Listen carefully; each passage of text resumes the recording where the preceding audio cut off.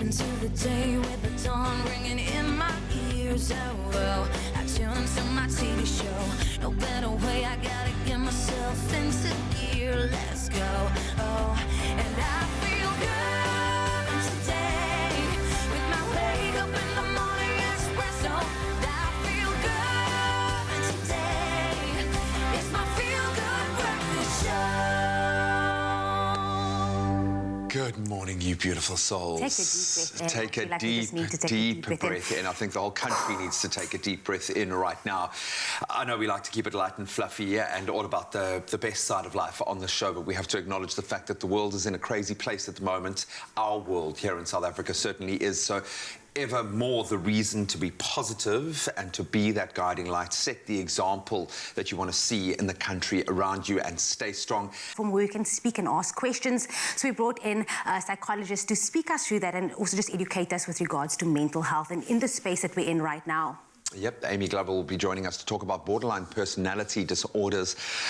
We know that we all, I think, probably sit on the spectrum in one way or another. We'll delve a little deeper. And of course, we want to engage with you and have you ask those burning questions and give us your comments. That's probably the most important part of our show, is the connection that we share with you. So stick around. It's going to be a great 3 hours. And of course, someone who's going to start that conversation online right now who is as bright or maybe even a little bit brighter than me this morning. Good morning, Zozo. Morning, G-Man and Jamie. Yes, I feel bright in my tie-dye shirt, but this is the moment where we also get to connect with you on social media. So for this morning on Facebook, we want to know from you, when you are struggling with your mental health, what are some of the things that you do to stay positive and optimistic? As you can see, that is on your screen right now. When you're battling with your mental health, what helps you to stay mentally strong? Myself, I feel that, you know, when I'm a little bit overwhelmed with everything going on around the world, I decide to put my phone away. That's something that really affects my mental health. It triggers my anxiety. But what works for you? Please share that with us. Today is a very important topic and a very necessary one for us to have. And don't forget that hashtag Expresso show. We will be looking at your comments throughout the show this morning. So if you would love to add to that conversation, please head on over to our Expresso Facebook page. It's now that time of the morning. In fact, it is 2 minutes after 6. Let's say good morning to Jamie and those headlines.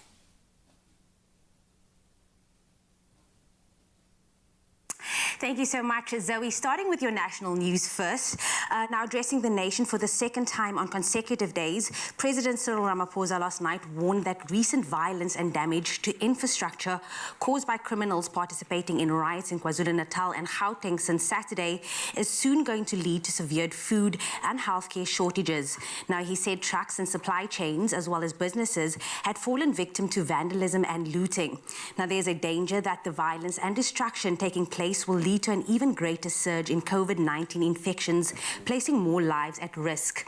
Now, staying with your local news as well, President Cyril Ramaphosa also confirmed that he had summoned the army to help the police restore law and order amid extensive riots and looting in Gauteng and KwaZulu-Natal. He said that the National Security Council, of which he is the chairperson, would meet twice daily to discuss the situation. He warned that the guilty would be prosecuted and these cases would receive priority in court. Ramaphosa said that despite South Africa's constitution affording the public the right to protest, the abuse of this only served to further threaten the country's most vulnerable people. Now looking to news further abroad, the European Union will set up a military training mission in Mozambique to help the government tackle a growing Islamist insurgency and to protect civilians. Now, Mozambique has called on the EU for help as it has been grappling with a rebellion in its northernmost province of Cabo Delgado since 2017. Violence has grown significantly in the past year, and EU foreign ministers took the formal decision at a meeting in Brussels yesterday, although it was not immediately clear which countries would provide the troops. And then an American neo-Nazi group, which is led from Russia, is to be banned as a terrorist organization in the UK, the Home Secretary announced yesterday.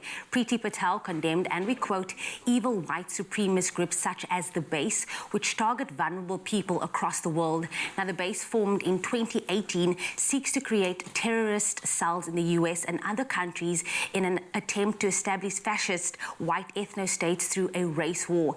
Now, it will be the fifth extreme right-wing group to be forbidden in the UK under anti-terror laws. And now some exciting news concerning our 400-meter Olympic record holder. Now, South Africa's 400-meter world record holder Wade van Niekerk and wife Chesney are expecting their very first child.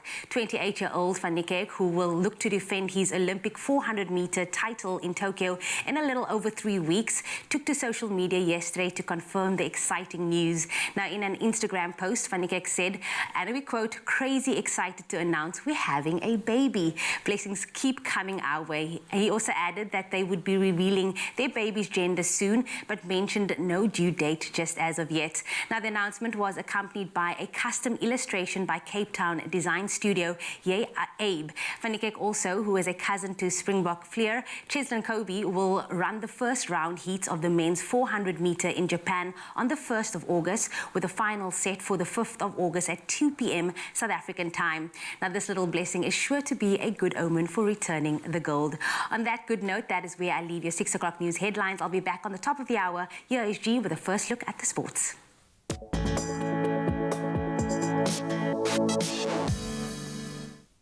Thanks so much, Jamie. Let's start with rugby. Of course, rugby in firm focus, obviously, this week. And some great news for Lukhanyo Amos. He will lead a very strong South African A team against the British and Irish Lions in their Lions Series match at Cape Town Stadium tomorrow.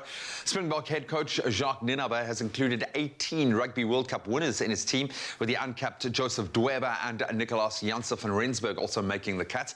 The Boks arrived in the mother city on Sunday, with the players who tested positive for COVID-19 still in isolation in Johannesburg. Included in that, Springbok captain Siya Kolisi is among 6 new players who have tested positive for the coronavirus. And staying on the topic, the British and Irish Lions have made 12 changes to the team that beat the Sharks in their Lions Series clash at Loftus on Saturday. So our captain Conor Murray will lead the Lions for the first time in their fixture tomorrow, with Anthony Watson, Chris Harris and Dan Biggar the only players to be retained in that match starting lineup. The match between South Africa A and the British and Irish Lions will kick off at 8 p.m. at the Cape Town Stadium.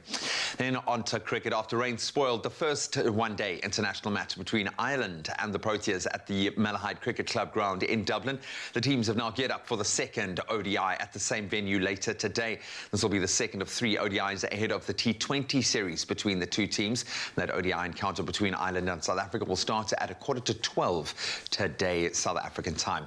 Well, that's where we leave our sport for now. Let's get a take on our morning weather, a bit of a global perspective, and see what the temperatures have in store here in South Africa.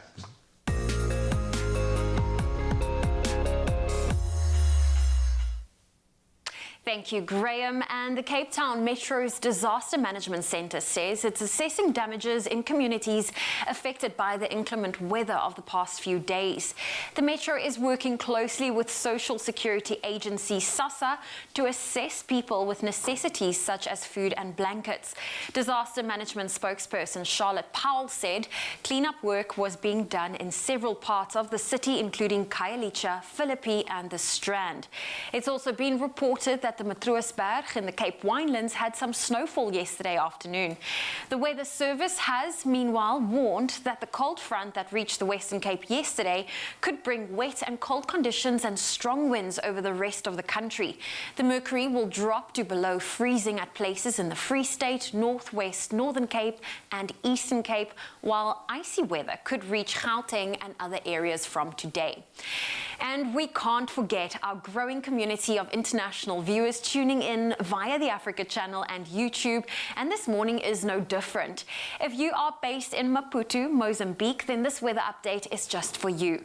Maputo is the capital as well as the most populous city in Mozambique. Maputo is positioned within 120 kilometers of the Eswatini and South African borders. It is situated on a large natural bay in the Indian Ocean, near where the rivers such as Tembe, Mbuluzi, Matola and Influelene converge. If you are in Maputo today, you can expect a warm day ahead with plenty of sunshine, reaching a maximum of 30 degrees Celsius. And then we also love some great sunrise images that we would love to share with you. So to start off this morning, we head on over to Gqeberha, where Amira Barman shared this beautiful sunrise showcasing the sky filled with hues of reds, oranges and yellows. Then Brenda Jansen from Murdoch Valley, Simonstown, also sent through this breathtaking view overlooking the ocean as the sun breaks through the clouds in the distance. Thank you so much for those beautiful sunrise photos, and if you would love to share your sunrise pic with us, it's really simple. Just head on over to the Expresso Facebook page and share your photo and location with us. On that note, let's quickly look at your temperatures. If you're in Polokwane, a low of 5 and a high of 21 can be expected. Mbombela 13, reaching a high of 31. Sunny in Pretoria, but cool conditions, a low of 5, a high of 13. Johannesburg 3 with a cool 10 as a maximum for today. If you're in Mahikeng, 1 is your low, 12 your high. Cloudstorm 0, reaching a high of 12. It's certainly cold in Kimberley today with a -4 as your low, 10 your high. Bloemfontein even colder, starting off with -5, reaching a high of 10. Rain is expected in Richards Bay, 11 is your low, 21 your high. Pietermaritzburg 5, 18. Durban 10, reaching a high of 21. Sunny conditions in Mthatha today, 3 is your low, 11 your high. East London 10, reaching a high of 15. Cradock, your low for today is -2, reaching a cool 6 as a high. Gqeberha 7 with a high of 12, George 5 with a high of 11, Cape Town 8 reaching a high of 12 with a 60% chance of rain. Worcester, your low for today is 4, your high 10. Sutherland, the coldest place in South Africa at the moment, -6 is your low, and today will be a high of 0. If you're in Uppington, 0 is your low, and your high for today, 11 degrees Celsius. It's certainly cold across the country. Please make sure you dress warm and stay safe. That's where I leave your weather for now. Another update coming your way at 7 o'clock.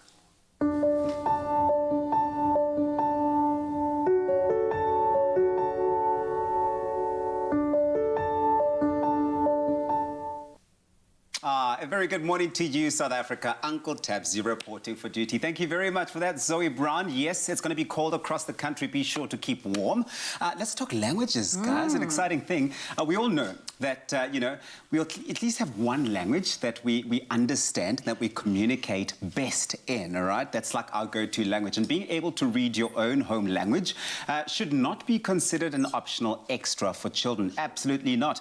It's an essential and a powerful tool for learning. And when you read regularly to your children in their home language, you really do give them that opportunity to build that strong language foundation. Never mind the language that you're comfortable. I've found reading to Jack in books in English, which I should be pretty comfortable in. I've had to learn how to read again, and your grammar improves, your diction improves, everything does, because you're engaging with the written word. So we want you to join us and play your part by translating just one word a day to help us co-author an entire children's library full of African language storybooks, hashtag in our own words. And today's word, I like this, is What is it? snail. What is it? Snail. Snail. The humble snail. I mean, a snail is a perfect character for any children's story. Imagine we took the snake from yesterday, who's the villain, and the snail is the hero. You've got an entire book. You've got a whole story that's going to come to life here, and we're translating into Siswati this morning. So snail in Siswati is umnenke. Umnenke. Wow. Umnenke. It's the same as what it is in Zulu, clearly, and in Isindebele. Very interesting, yeah. I suppose all the Nguli languages, umnenke. They have a similar kind Comes together. root stem, umnenke. Yeah. Does it change? Would you know if it changes in terms of the plural and feminine, masculine? The plural then would be imnenke. Imnenke. Umnenke. Iminenke. I suppose how often do you see a whole gang of snails No, I don't together, think they though? travel like that. They don't go in packs. And it's not the same, Jamie Lee, to be confused with the song you were singing just now. Yes, it's Do you want to sing the song? Nege. It's not nege. It's not the same thing. Not about the This flail. is beautiful. Stay on track. This is what. But of course, you at home, Mzansi, you can help ensure that all children can enjoy enchanting African language tales in their own language by translating, like G said, just one word a day, and also to help co-author a library of African language children's storybooks, #in our own words. Now, you can, of course, visit cadbury.co.za and at Cadbury Dairy Milk SA on Facebook or at Cadbury_SA on Twitter and Instagram to start sharing your words. It's not those nege. It's nege. Nige. Nige.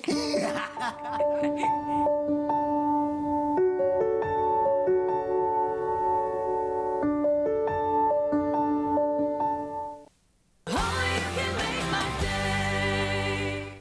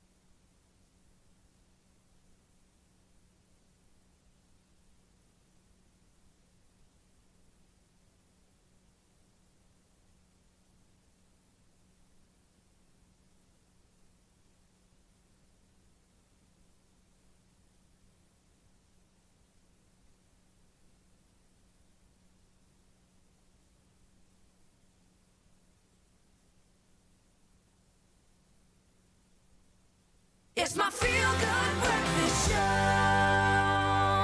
Welcome back, everybody. This is your Feel Good Breakfast Show on S3. It is Tuesday, but it's also #Tuesday, which means that you at home, you get to choose what I will be wearing for today's show. Now, I know you like this look. It's very basic, but we are going to step it up a notch today. Now, I have two maxi dress options today. They are both made from soft cotton that I think just has a nice stretch for, you know, extra comfort, and they both feature this ruffled detail. I want to show you this.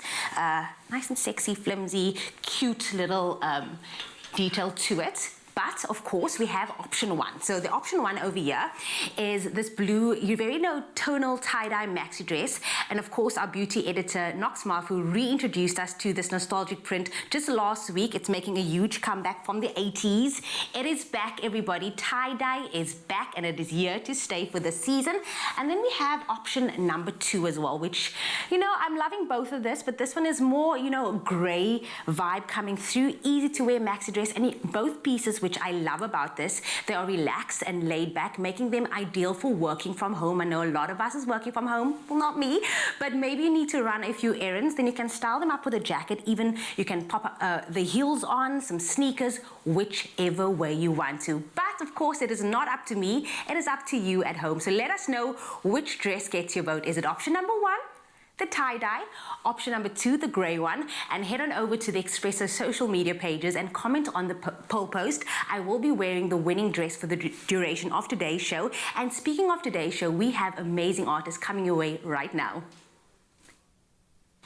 It's your Feel Good Breakfast Show, Expresso on S3, and I can tell you, performing artists, Armand Hubert, and Yatu Craft are about to dazzle you with their amazing personalities. They've been on the South African music scene for a while now, and I can tell you, I'm actually fangirling. It's so difficult to do this intro because the performances individually on certain shows that I've seen, they've been honestly second to none. And since then, these artists have had several solo releases and have now come together, like the Avengers, to give you a powerhouse collaboration on your Feel Good Breakfast show. You are going to love it. So please welcome Arman and Yatu!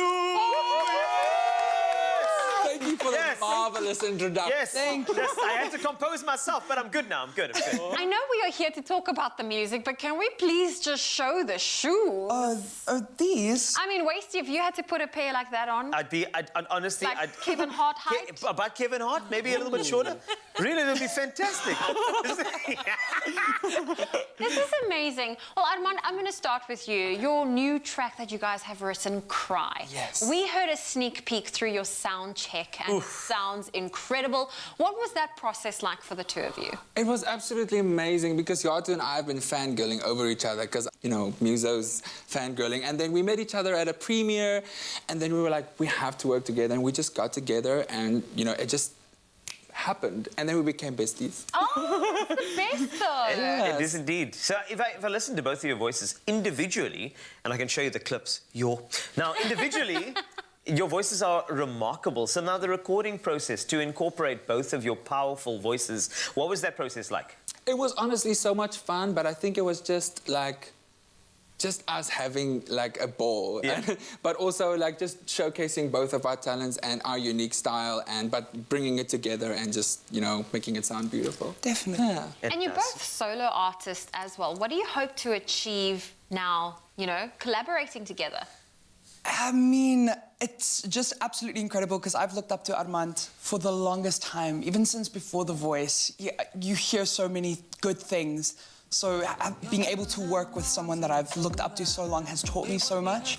So I just want to take that into my music and my work ethic. And the feedback that we've gotten has been absolutely insane. So up and up from here and trying to top the previous release. I love you. They mean up and up, especially when it comes to the pitch of the voice. I mean, that falsetto, that cry. I tried to do it myself earlier, and I just... You sounded like a I want to hear I that. did sound like a dinosaur. It was really like a... I won't get...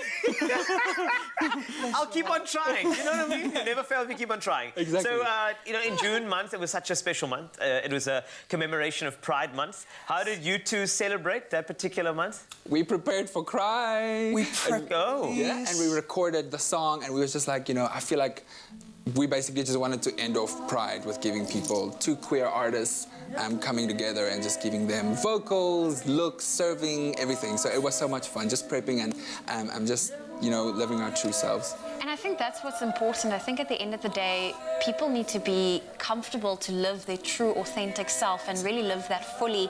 Now, I know that the two of you have worked on Cry. You've got your solo careers as well.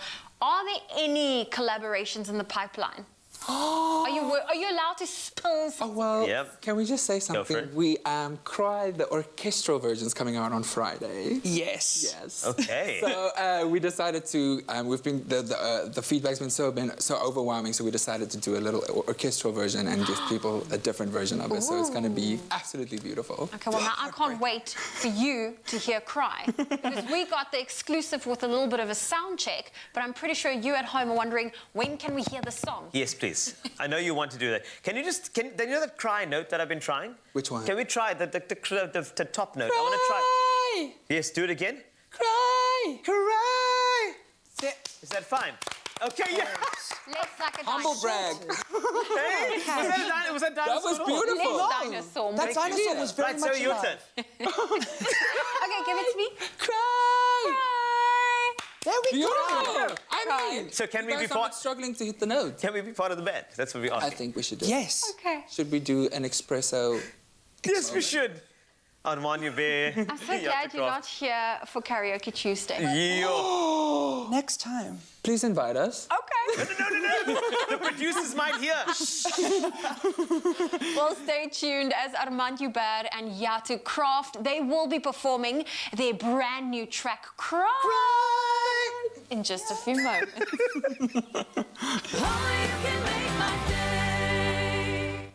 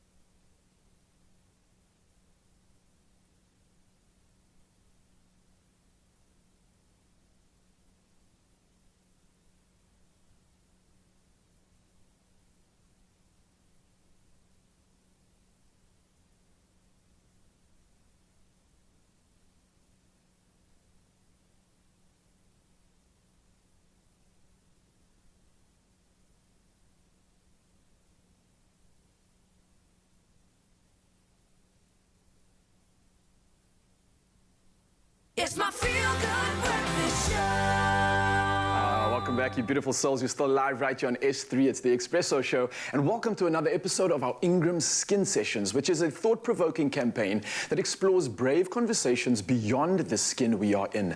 And this week, we are unpacking a brand new topic. Now, Simon Corley, South African anti-apartheid, gay rights and AIDS activist, once said the following: "I am black and I am gay. I cannot separate the two parts of me into secondary or primary struggles. So when I fight for my freedom, I must fight against both oppressions." Now get this, coming out is a metaphor used to describe LGBTQI plus people's self-disclosure of their sexual orientation or gender identity. But what's interesting is the double standard, because there's no pressure on cisgender, heterosexual individuals to disclose their identities, yet society seems to expect people within the LGBTQI plus community to declare theirs. Yeah, now we are also seeing an increased recognition of intersectionality, which takes into account people's overlapping identities and experiences in order to understand the complexity of prejudice that they face. Now, joining us this morning to unpack this important topic are two absolutely incredibly proud members of the LGBTQI plus community. Now, we've got choreographer and dancer Courtney Paul in the building, as well as South African actor and media personality Somizi Mshlongo Somgaga. Good morning, you beautiful souls. How are we doing this morning? Good morning. We're good. How are you? Oh, it's so good to have you and chat about something so awesome. I think, Somizi, I'll start with you first. You know, you've mentioned before that you never really felt the need to come out. Why is that? And what were some of the initial difficulties you faced that led you to the point of self-acceptance? I think I'm a perfect example of the impact having parents and a family that is open-minded, liberal, accepting, and loving you unconditionally. And I was raised that way. I never felt, it's like I never had to be reminded that there's something unusual or abnormal about me. I've always been the same person that I am today. And my parents never even for once sat me down and said, "Are you gay? Are you bisexual? Are you whatever?" I've just been told you are beautiful, smart, intelligent, you are confident, you are everything, you are enough. And that translated to the person I became, whether I'm at home or not at home. And it's a perfect example of the saying that people resonate or treat you the way you feel about yourself. Whenever I go to spaces where it's probably supposed to make me feel like there's something wrong with me, I tap into the words and where I come from, that there is nothing, completely nothing wrong with me, and I stand up for myself, which is something that I've realized that is not always the same with everybody else, and that's the part that saddens me, because I've never, ever had to announce my sexuality. You know, even now when people say I'm gay, I'm like, I've never said with my mouth that I'm gay. I could be a pansexual, I could be asexual, I could be bisexual, but I've never boxed myself, and thank God to the way I was raised. And I'm actually thankful for that as well, because you definitely are an inspiration, someone that's living that truth, and I think very blessed to be able to have an environment that actually promotes that. And speaking of truth, Courtney, maybe I can ask you this question. You often showcase your love for your partner on Instagram, which I think a lot of people love so much, but what are some of the positive experiences you've had that have made you appreciate living your truth? And then also, how have you blocked out some of those trolls that don't always have a positive respect and, I guess, understanding of what's really going on? Yeah, well, I think what's important to note is that everything Somizi just said, my life was completely the opposite. From the get-go, you know, my choices, my partners, my sexuality was always used as a bit of a weapon, you know, and a reason as to why I wouldn't achieve or whatever, you know. So I had a very different mindset growing up, that, you know, everything I wanted to do, I needed to do in spite of, you know, being gay, being what I didn't even have a chance to figure it out myself. You know, I always was very sporty growing up, and naturally people made the decision for me. I think growing up in a community of color, you know, it's very easy to get placed in a box if you're not going in the same direction as everybody else. So I moved to Joburg at 21. I start paying my own bills, I buy my own house, and I realize, no, man, these opinions actually do nothing for me, you know, like I'm a recovering people pleaser. So now I'm in a space where I create the positivity, you know. Up until today, at least once a week, I'm getting dragged on social media, but I'm honestly just at a place where I'm so happy. Life is very short. I've lost a lot of people in my life, so I can't afford to wake up on any given day and just not be who I want to be with who I want to love. Like, it's not going to be me. I'd rather die at the sword, you know what I mean, than any other way. Yes, I love it. And I'm so happy that both of you guys have found your tribes. And this is maybe a question for both of you. You know, despite living in the first African country to legalize same-sex marriage, I mean, back in 2006 and under a constitution that guards against discrimination based on sexual orientation, LGBTQI plus people say they still fear for their lives every single day. And of course, in recent months, we have seen such an increase in hate crimes, which is insane. Now, in spite of the protections that the law affords us, why do you think these horrific hate crimes are still taking place in today's society? Sure. You know, people always ask, like, you guys are free now, you know, especially after apartheid, all these things. As women, you're free. As people of color, you're free. I'm still waiting for that day that I ever feel free in any way, shape, or form. As a woman in this country, I'm constantly at risk. Then you add a woman of color who is not interested in any male advance. It puts you, like, I'm a DJ. I spend most of my nights on the road. And all it takes is, hey, can I have your number? And let me say no. I will be followed to my car. I've been through it all at this stage. So for me, the law can say one thing, but it's another thing where you wake up every morning and there's a different hashtag. We're so immune to these things these days because it's constant. Everything about South Africa that we claim or we've been told has changed for the better. It's only in the book. We are not free at all because the perpetrators know that we are not protected as it states in the book. So until what's in the book translates to the daily lives of the people that are affected and the perpetrators know what the consequences they would face should they break those rights, we are never going to go anywhere. What do you think we can do to eliminate this description? Let's make this a practical session. Mzansi needs to learn from this. When it comes to the community, how can we bring people together, and maybe what's some of the good advice you may have for those who are unsure about how they can become an ally and also how they can assist the community due to this lack of what I think is just pure low understanding? This ally thing kind of rubs me the wrong way. It's like, we need to be protected from the straights. No, man, we just need you to not be horrible human beings, you know? We're not asking you to champion the cause. We're not asking you to be gays. We're not asking you to run around in a tutu and say, I accept this thing. We're just saying, stop being horrible human beings. And like you're saying, it comes from a place of just a lack of understanding, lack of education. I often see the comparisons between like homosexuals and criminals, like, these are two consenting adults.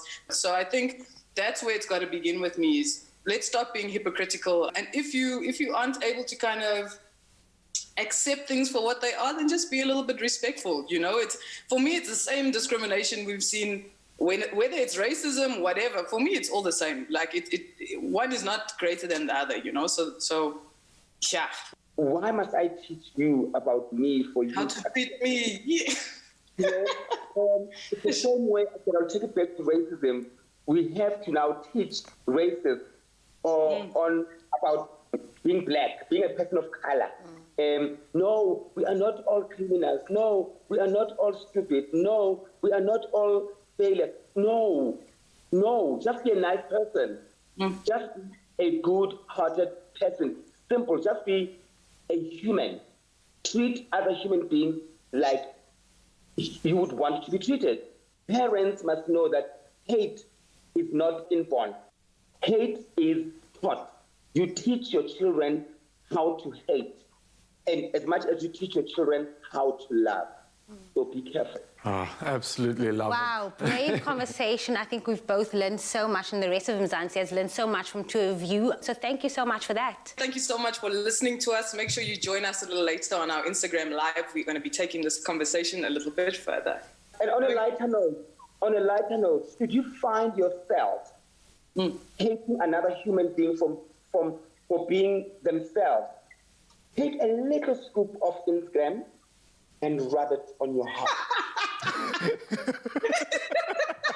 Oh, there you have it. There you have Say it. no more. Mic drop moment indeed. Now, of course, guys, coming out is honestly a never-ending process of understanding, accepting, and validating your identity, and of course, those of others. Now, it can be a process fraught with anxiety and fear, but one which is also absolutely liberating. Now, as RuPaul says, if you can't love yourself, how in the hell are you going to love somebody else? You better say it, okay? Now, you can, of course, join the Brave conversation and tell us about who you admire within the LGBTQI+ community. Now, reply to the competition post on the Expresso Facebook, Twitter, or Instagram page with the hashtag #YourSkinYourBrave, and stand the chance to win a 1,000 Rand voucher with Ingrams. Now, this week's competition closes on Friday, the 16th of July at midday. And remember, those T's and C's can be found on our website, expressoshow.com.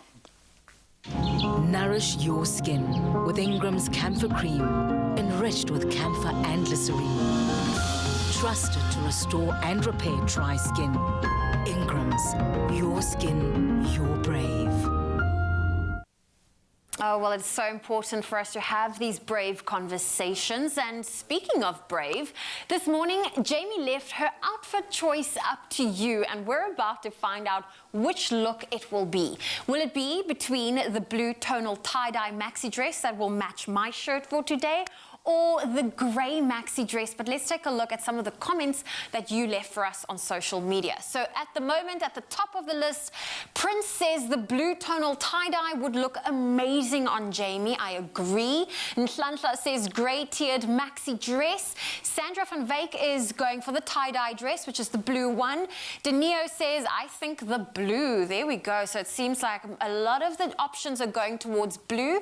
Nancy Govender says blue tonal tie-dye maxi dress to complement that beautiful smile. Nancy, I agree with you. Zania says, I think the blue will be beautiful on you, but for my own taste, I like the grey. Well, there we go. I think it's time we bring Jamie in to reveal the winning dress. Jamie Lee Domberg. Quick changes today. I'm doing a lot of quick changes today. Thank you so much, Mzansi. The viewers have spoken, and today the outfit they have chosen is the blue tonal tie-dye. We're going to be all matchy-matchy today. Yes, and I love that. I was going to say that initially, is that I hope they actually choose the tie-dye so that we can be matchy-matchy. Well, there you have it. We will be matchy-matchy indeed. Well, I'm going to hand this to you, which means you are going to go change into another outfit. And, of course, a big thank you to you for voting. I'm glad you love your dress, and you're going to look amazing in that blue. And remember, the quality sale, it is currently on at Woolworths, where you can get up to 50% off on selected fashion, beauty, and homeware items. And don't miss out on this incredible opportunity, because you can shop it at Woolworths, in-store, online, and on the Woolies app. Time for me to go and change. There we go.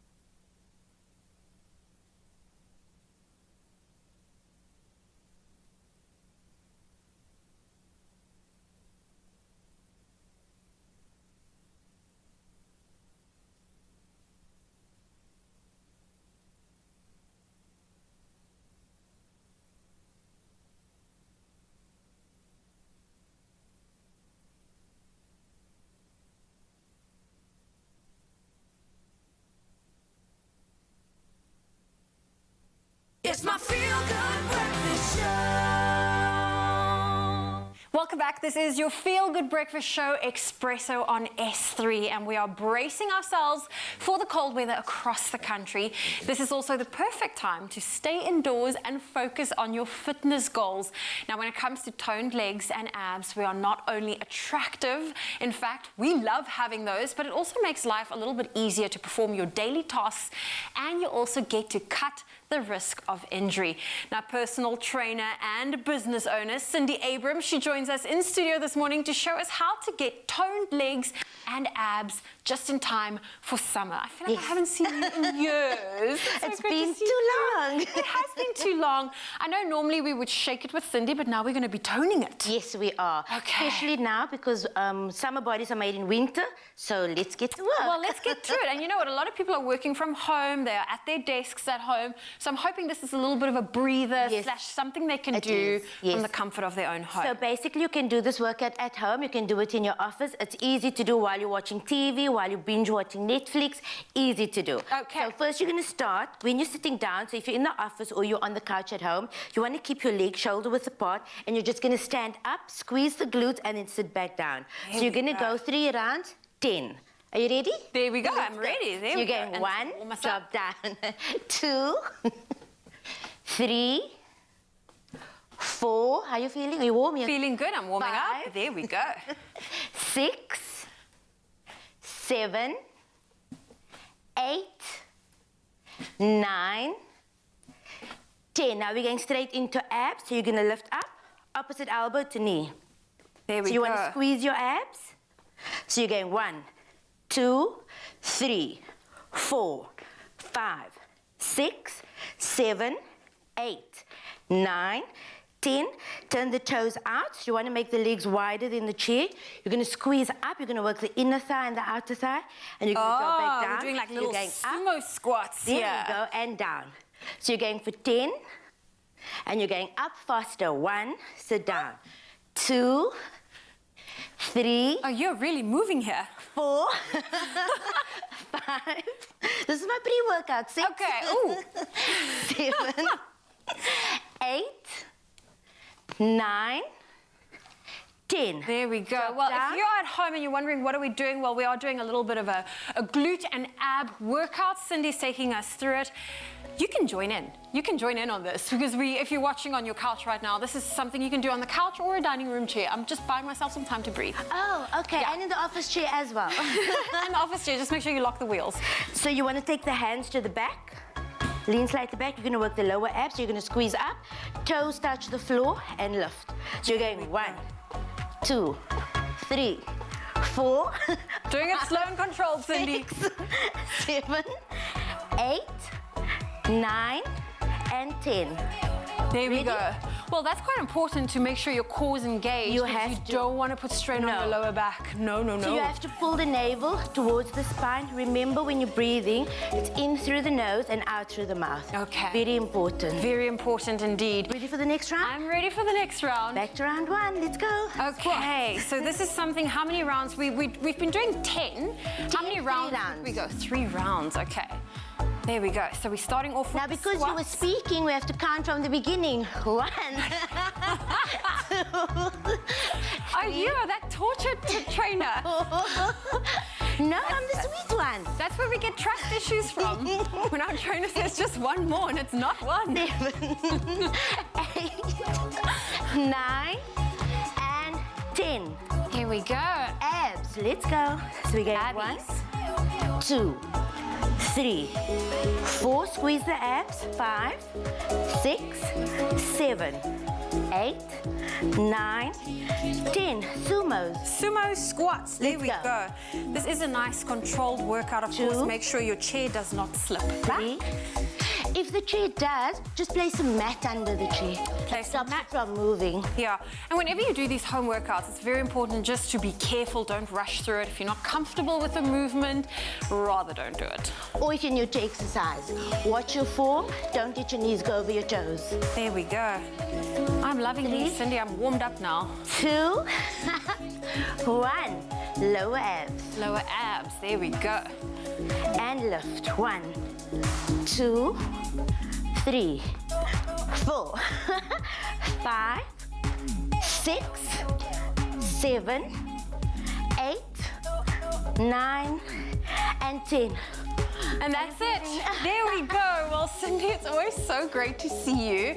I love your bubbly personality and energy. Thank you. And I love that this was a cool workout you showed us to do from the comfort of our own homes. If you are freezing cold right now, this is something that will definitely warm you up. Cindy, thank you for joining us. Thank you so much for having me. And where can people stay in touch with you? So, as you know, married now. Ooh. So the new name is Jahan. So on Instagram, it is Jahan Abrams _ SIWC. Well, thank you, Jahan, for joining us this morning thank you. for an ab and leg workout. But you know what this is doing? It's leaving me hungry. I think we should head to the kitchen. Let's go.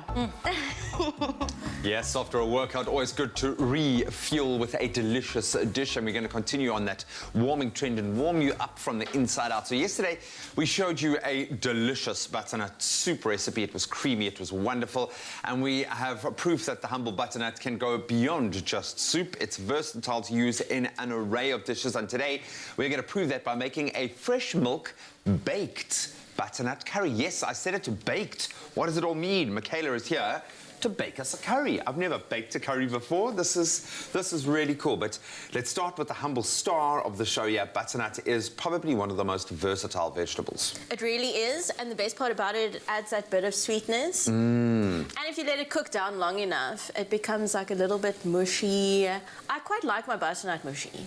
How do you like your butternut? I like it caramelized. Ooh. And that's why I like the idea of baking it, because it's going to give it that extra little bit of oomph there. But we've got to start in a pan. So what you're doing, and what are you doing, and what's going into the pan? So when it comes to curries, well, you were having this discussion about curries that don't use onions. Yeah. This one uses an onion, though. This uses the onion. Yeah, it's amazing to me, because I'm always like, if you're going to be cooking tomato, you're cooking onion. And that was quite a kind of an eye-opener to me. But this guy starts with our onions in the pan first. So you'd want to caramelize this. Onion tends to take a little bit longer to cook than everything else. So you want to start that frying process first. And then we have some ginger and garlic, the base for most good dishes. Completely.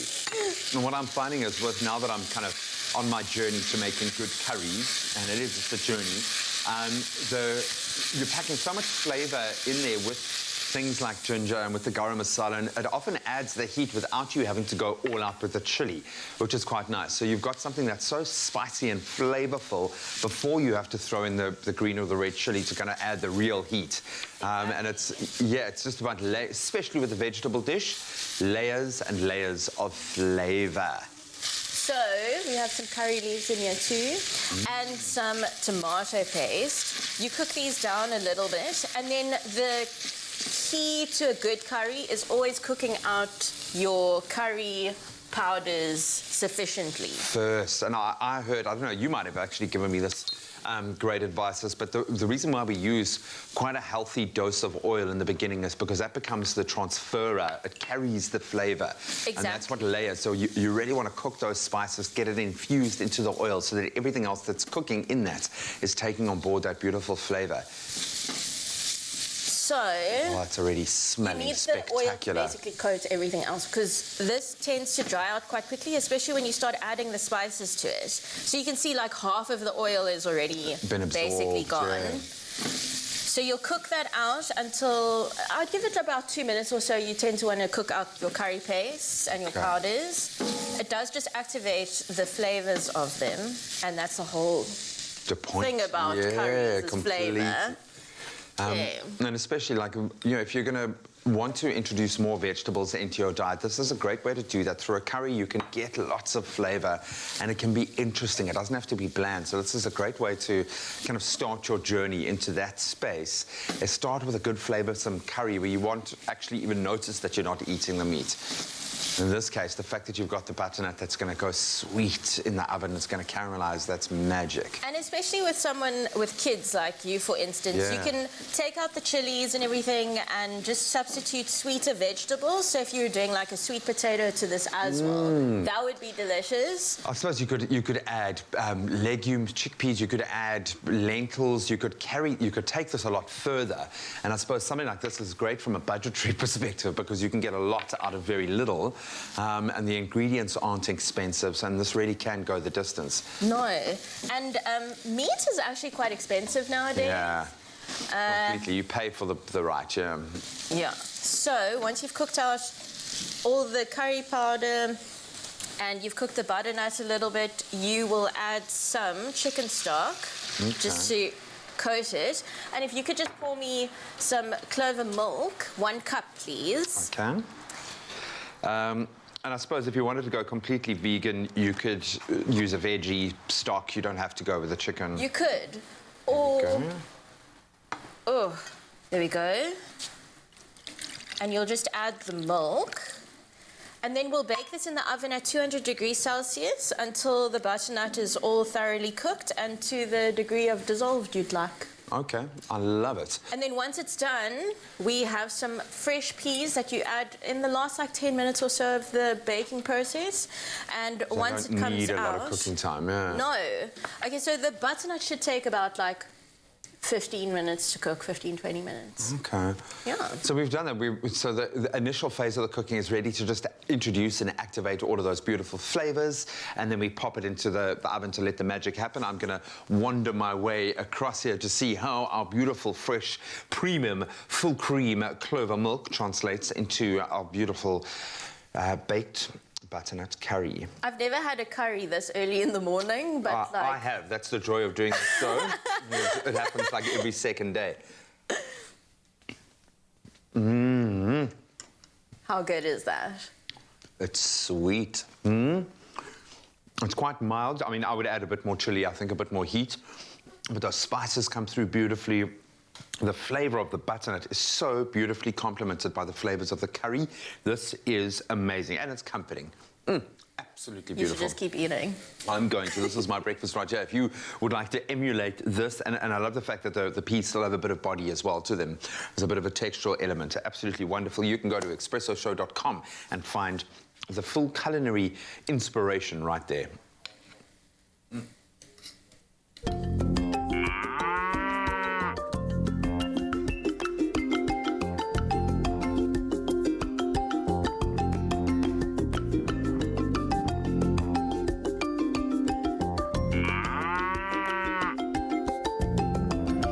Made with love by Clover.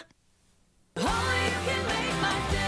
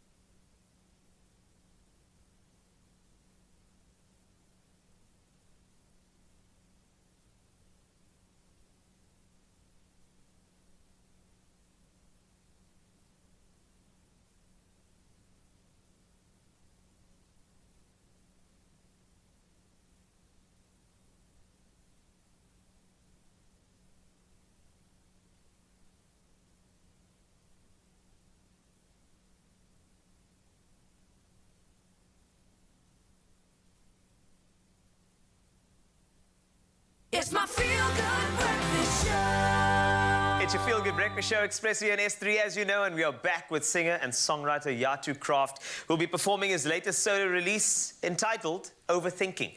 It's an upbeat track that you're going to love. It was inspired by partying, especially when you're not necessarily in the mood to do so. Overthinking is actually freeing. It's a freeing song about leaving the bad feelings behind, no matter how difficult they may seem. It's also a song to express yourself in many ways, even including shoes. You're looking tall, Carl. You're going to enjoy this. It's a beautiful, beautiful song. I'm going to moonwalk out right now because, thanks to Armand, I now am part of your shoe club, just letting you know. Thank you for being part. Thank you very much. This is Yatu Kraft, Overthinking. You're welcome. There's a bar, have my antidepressants on tap, cause this night's going nowhere. And I have a shot of a smile with lemon and salt. Lady Sativa is making me dance and the ache is making me warm-hearted. I'm willing to wait it out, but I'm coming down. I'm overthinking, so tonight I'm overthinking. I'm overthinking, so tonight I'm overthinking. Dance, drink, I'll be alright. Drink, dance, I'll be just fine. Dance, drink, I'll be alright. Drink, dance, I'll be just fine. Little Mary Sunshine shaking it at the bar, beating got her mother's throwing them dollar bills out in the corner.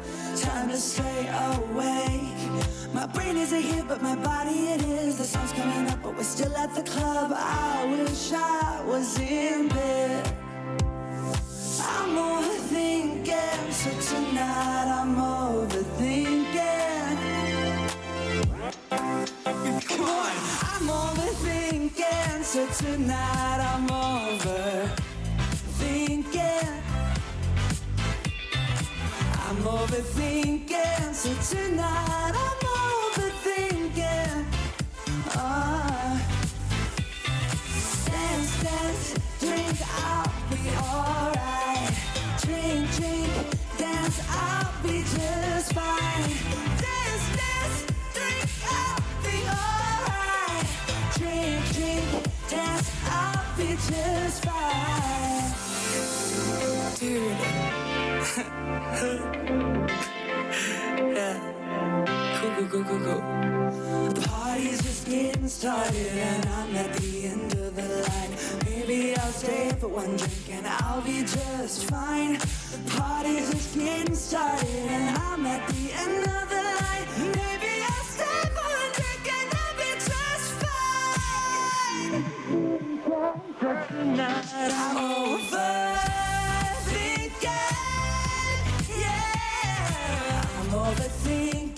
So tonight I'm overthinking. Dance, drink, I'll be alright. Drink, dance, I'll be just fine. Dance, drink, I'll be alright. Drink, dance, I'll be just fine.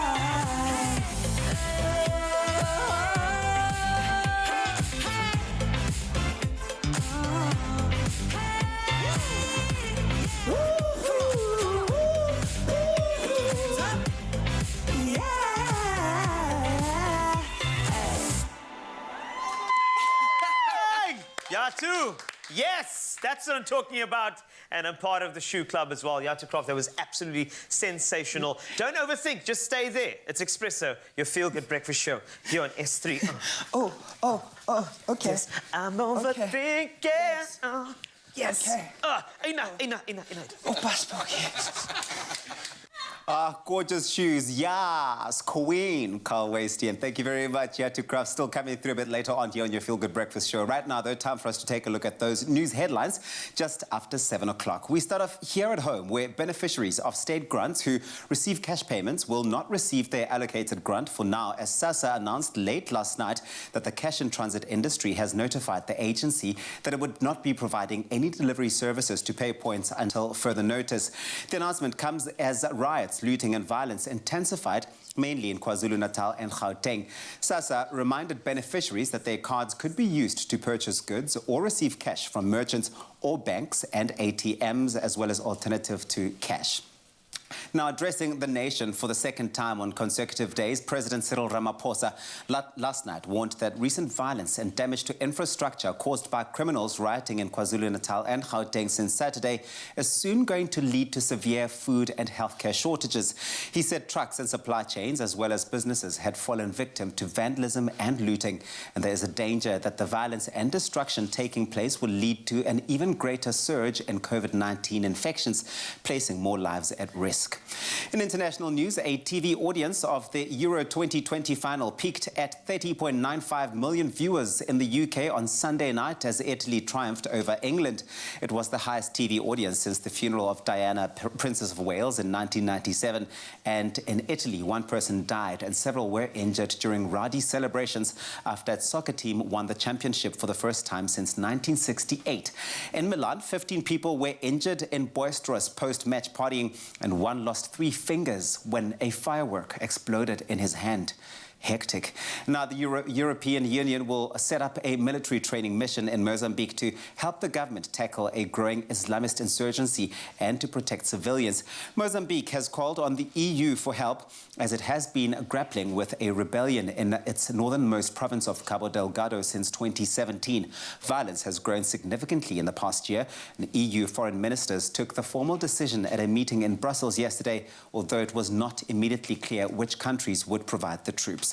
And now news from the world of entertainment. Britney Spears, will she gain her freedom back? Well, Britney Spears is set to participate in the court hearing tomorrow that will address potential alterations to her conservatorship in the wake of her shocking allegations that she made in June.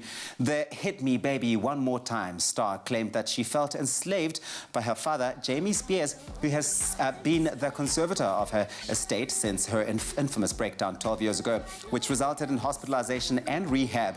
And since then, the 39-year-old has continued to release albums. She's toured, starred in a year-long Las Vegas residency, and launched business ventures, including her lucrative perfume and namesake lingerie lines. Now, Spears has reportedly hired her own lawyers in a bid to finally end her conservatorship. Meanwhile, the Grammy winner's longtime fans have vocalized their dissatisfaction in seeing the pop star continue to be under a conservatorship at the age of 39. Now, fans have also launched that hashtag Free Britney movement, utilizing social media to bring awareness to the discrepancies surrounding this particular conservatorship. This is going to be a story worth checking out and following. That's where we leave it for now. The next update in just over an hour. Here's Graham with what's happening in the world of sport.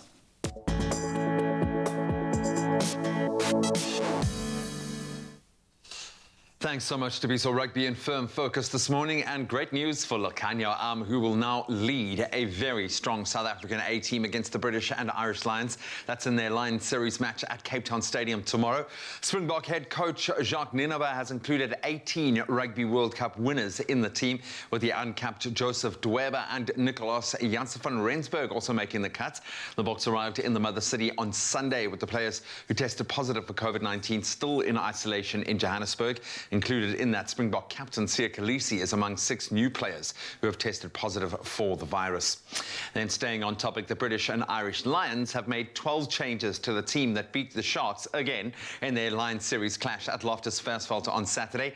So, captain Conor Murray will lead the Lions for the first time in their fixture tomorrow, with Anthony Watson, Chris Harris and Dan Biggar the only players to be retained in the match day lineup. The match between South Africa A and the British and Irish Lions will kick off at 8 p.m. at Cape Town Stadium tomorrow. And then finally on to cricket. After rain spoiled the first one-day international match between Ireland and the Proteas at the Malahide Cricket Club ground in Dublin, the teams have geared up for the second ODI at the same venue today. This will be the second of 3 ODIs ahead of the very important T20 series between the two teams. That, of course, reinforced by the fact that we have the World Cup of T20s coming up this year. The ODI match between Ireland and South Africa will start at 11:45 this morning. That's where we leave our sporting headlines for this hour. Let's get another take on the weather.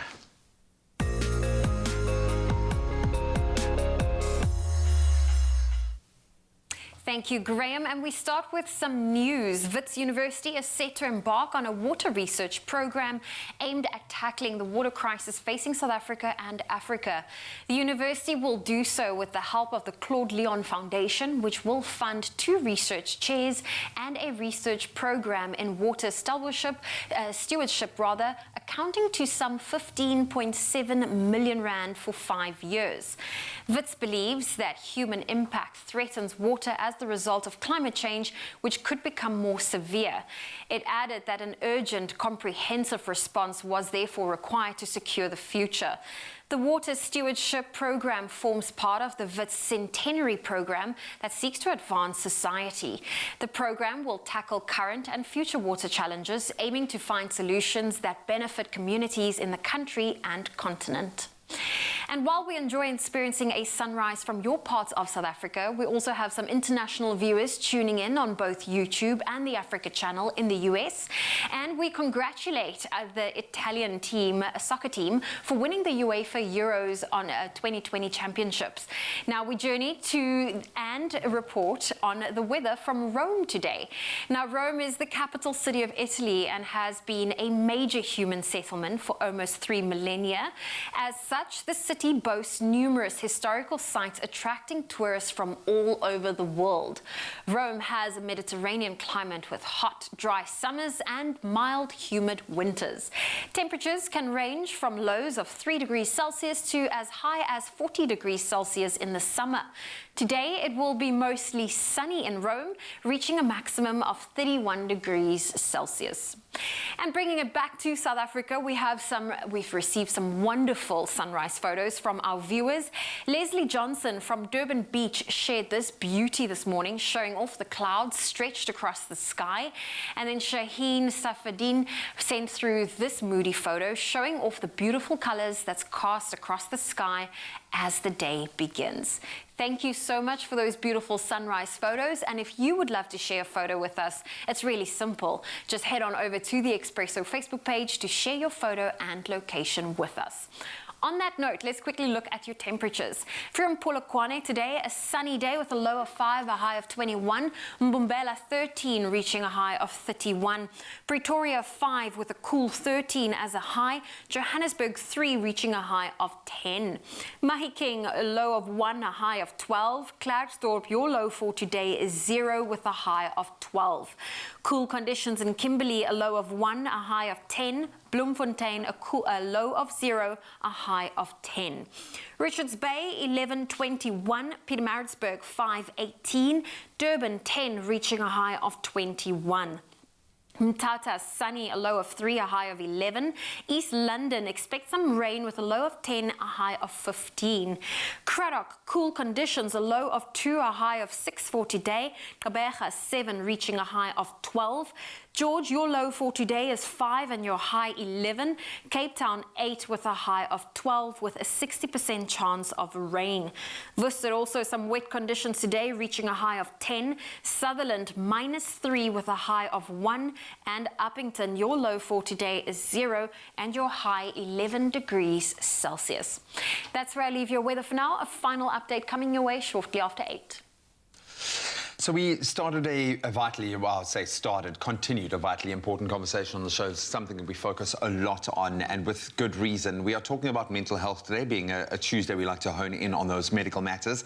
But we put it to you guys, when you're going through those difficult times, what do you do? What do you rely on to boost your mental health and stay mentally strong? So let's see what you had to say. Anne Landman saying, good morning, Expresso family. Knowing that I have my kids and hubby by my side and realizing there are going to be difficult days, but with prayer, we will pull through. Yes, indeed. We have Helen Diderik saying, good morning, team. It would be my God and the thought of my family needing my strength and me needing theirs. Yeah, family plays such an important role.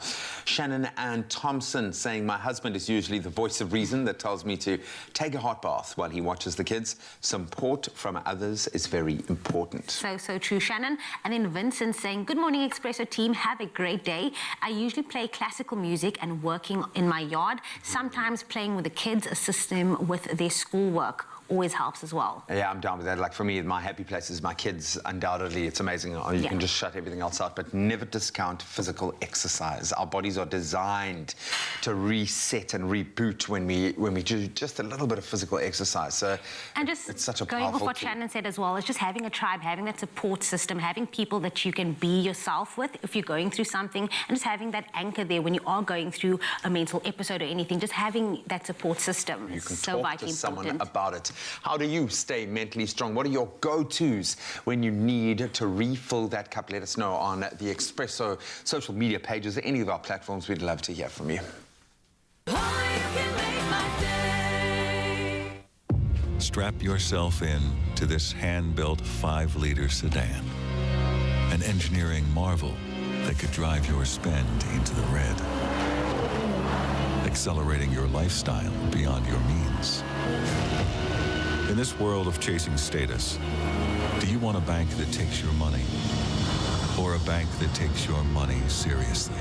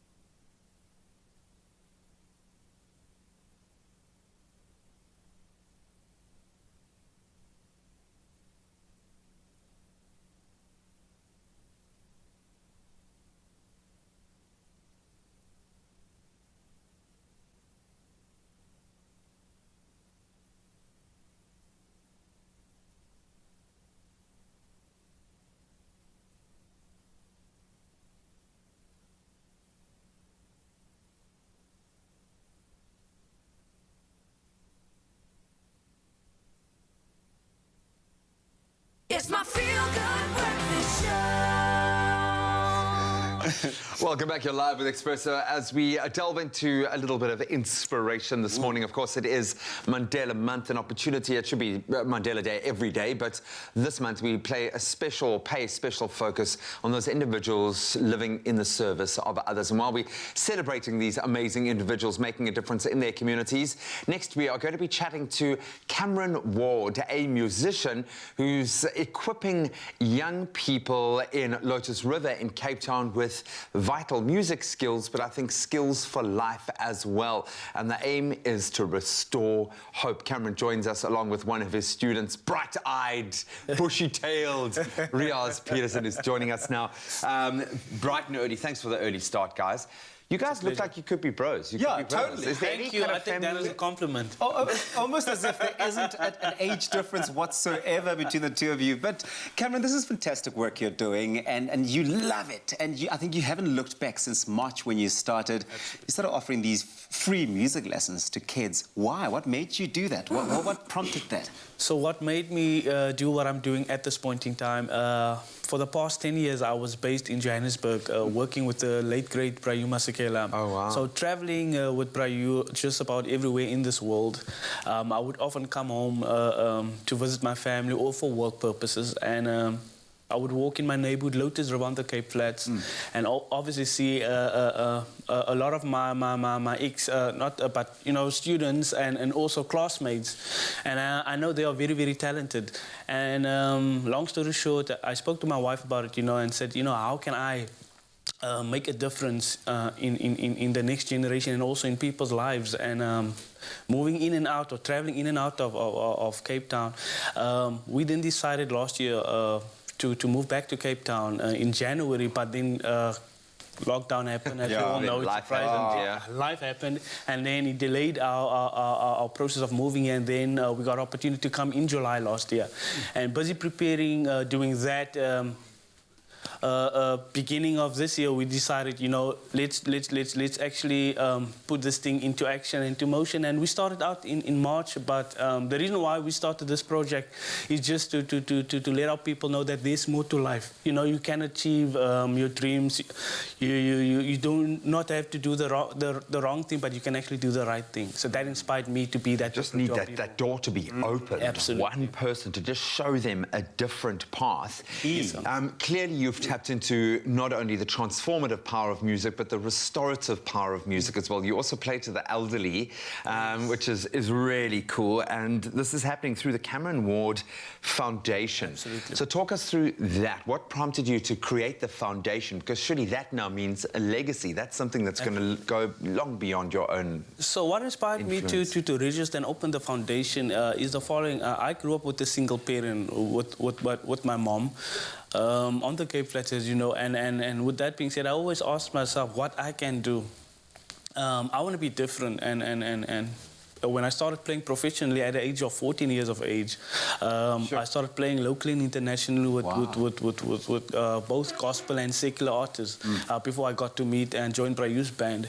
And just a few years prior to Brayu's passing, we would often have those, you know, chats on the road, you know, and said, Brayu, you know what, this is my dream. Apart from recording an album, I would like to have my own foundation and have it in Cape Town, on the Cape Flats, and you know, have like a mini recording studio, have a computer lab, they have like a workstation where people can come after school and just have fun there, because that's what I miss that, you know, as a youngster, you know, you would go to school and just go back and grab your guitar just to stay away from the wrong thing. So we started opening this. Reality. And we registered our foundation about 2 years ago in 2019 in Johannesburg, and then we decided to kick off here in March. I love it. I love the work you've been doing. Riaz, you've been a part of Cameron's world, and I think that he's been a part of your world as well. You're making music.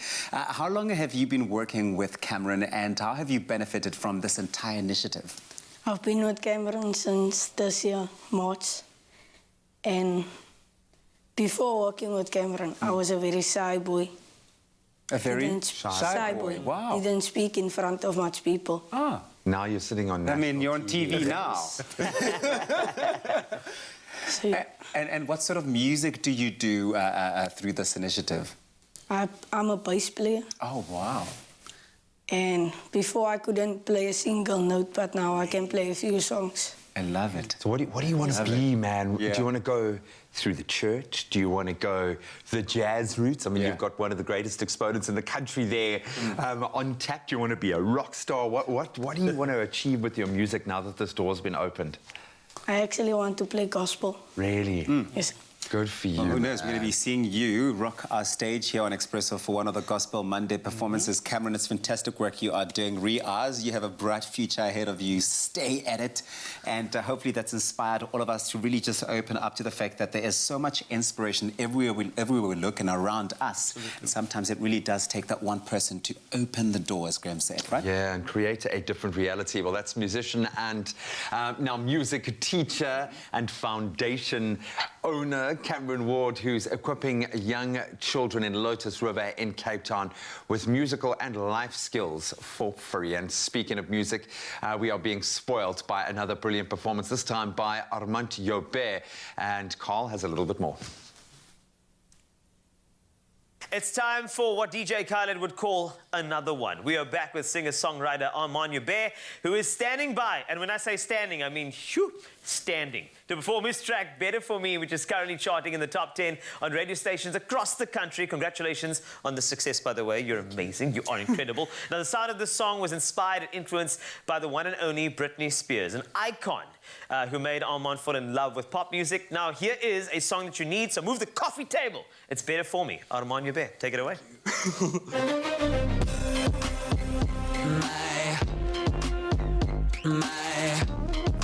Better for me. Who do you think you are? I let you in and ended up in pain. You took it too far. Moving on for me just seems so hard. I don't know what I saw in you, boy, you sure ain't no star. How should I have known that you would take everything from me? I was not my own. In you I saw a home, but it was empty once again. I ended up alone. I have to think of myself. I wish you knew better was better for me now. I was just a book on your shelf. Such a pretty story, but words left you underwhelmed. I wish you well, but I wish better for me now. Better for me, better for me now. Better for me now, now. Better for me now. Better for me now, now. You left me so scarred, so that I was vulnerable, boy, you tore me apart. Moving on for me just seems so hard. I don't know what I saw in you, boy, you sure ain't no star. How should I have known that you would take everything from me? I was not my own. In you I saw a home, but it was empty once again. I ended up alone. I have to think of myself. I wish you knew better was better for me now. I was just a book on your shelf. Such a pretty story, but words left you underwhelmed. I wish you well, but I wish better for me now. Come on, better for me, better for me now, better for me now, now. Better for me now, better for me now, now.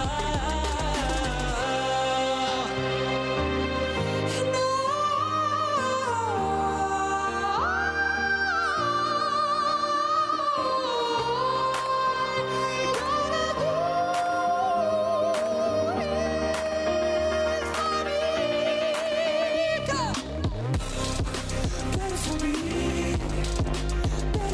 now, better for me now, now. Better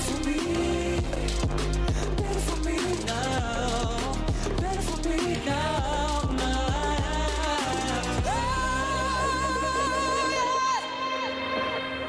Armand Joubert! Thank you. Yes! Thank you. Woo! Okay, Better For Me. Please go grab that as soon as you can, because I want you to stay there. Because in exclusive, you got Armand Joubert and Yatu Kraft going to be together on one track. It's called Cry. It's coming up later. Stay there. Oh, you can make my day.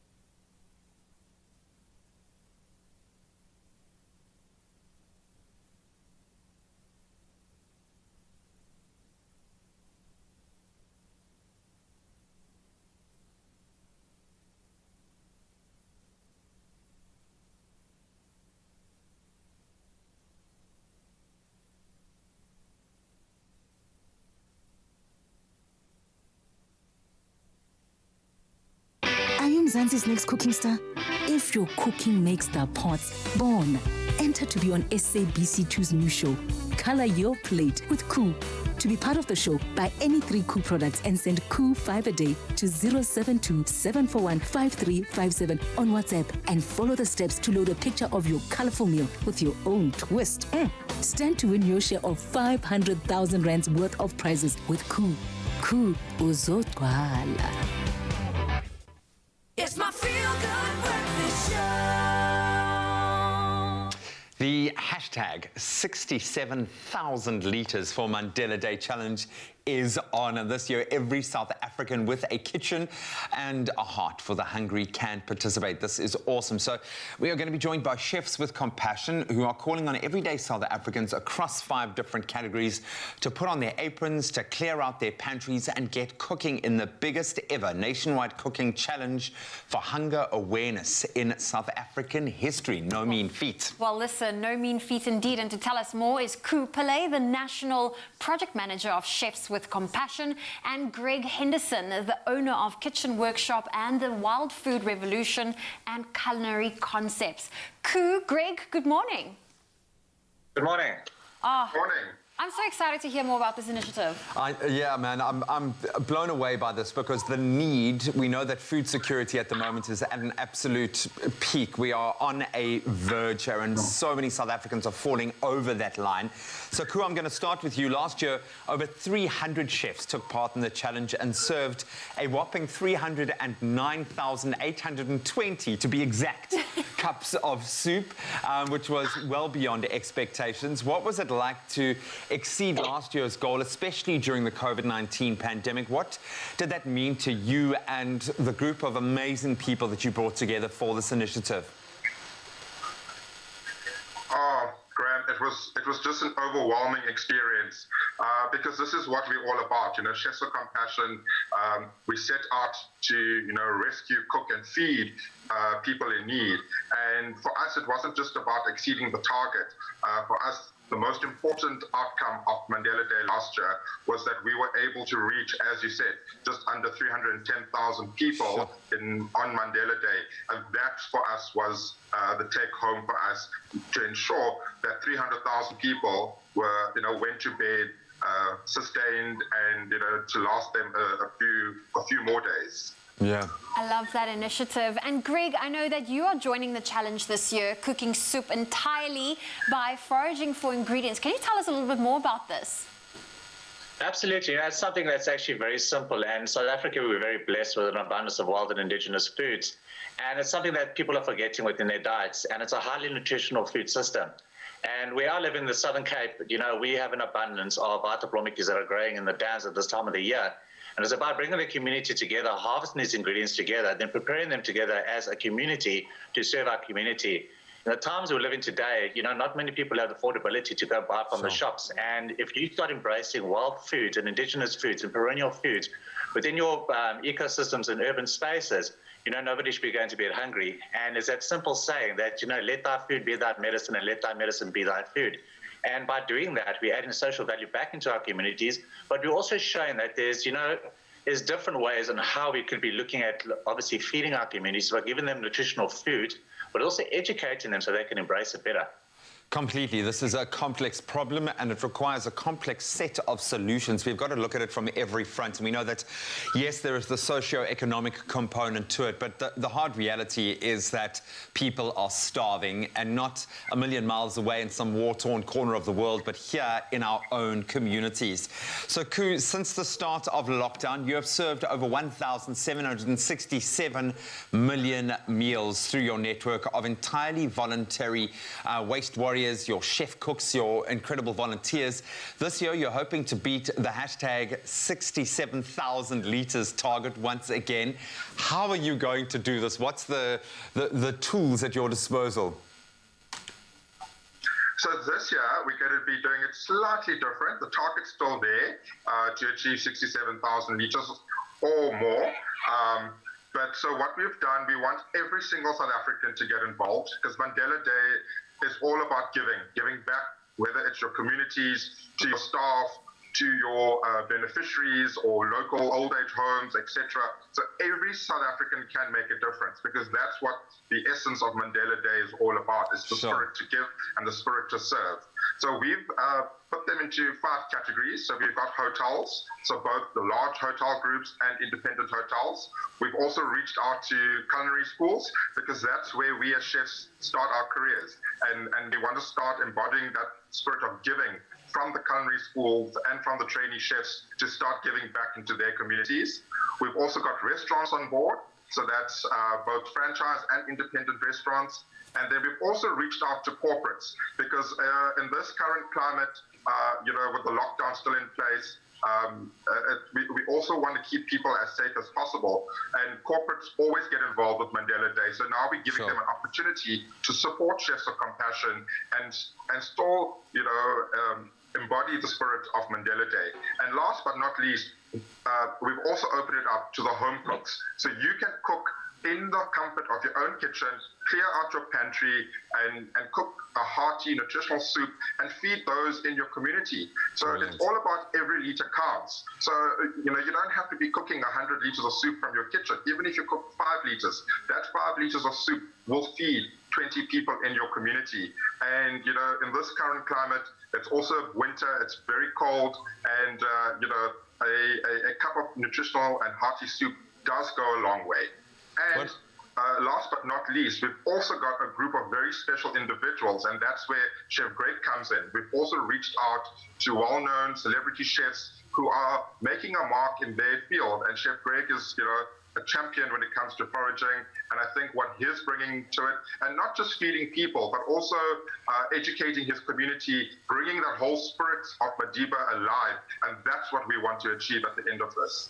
Living in the service of others. And it's not just about the food that you're providing, but it's the idea that we care, that the country cares for you. And you can imagine that could be the tipping point in a person whose life is so challenging right now that we can scarcely imagine how difficult the last year and a half has been for them, amidst COVID. So thank you, gentlemen, to both of you for the work that you are doing. It is amazing. I love the fact that you provided this plug-and-play option for corporates to get involved in as well. Very quickly, Greg, how can we get involved and help in terms of the foraging element and being more proactive on that side?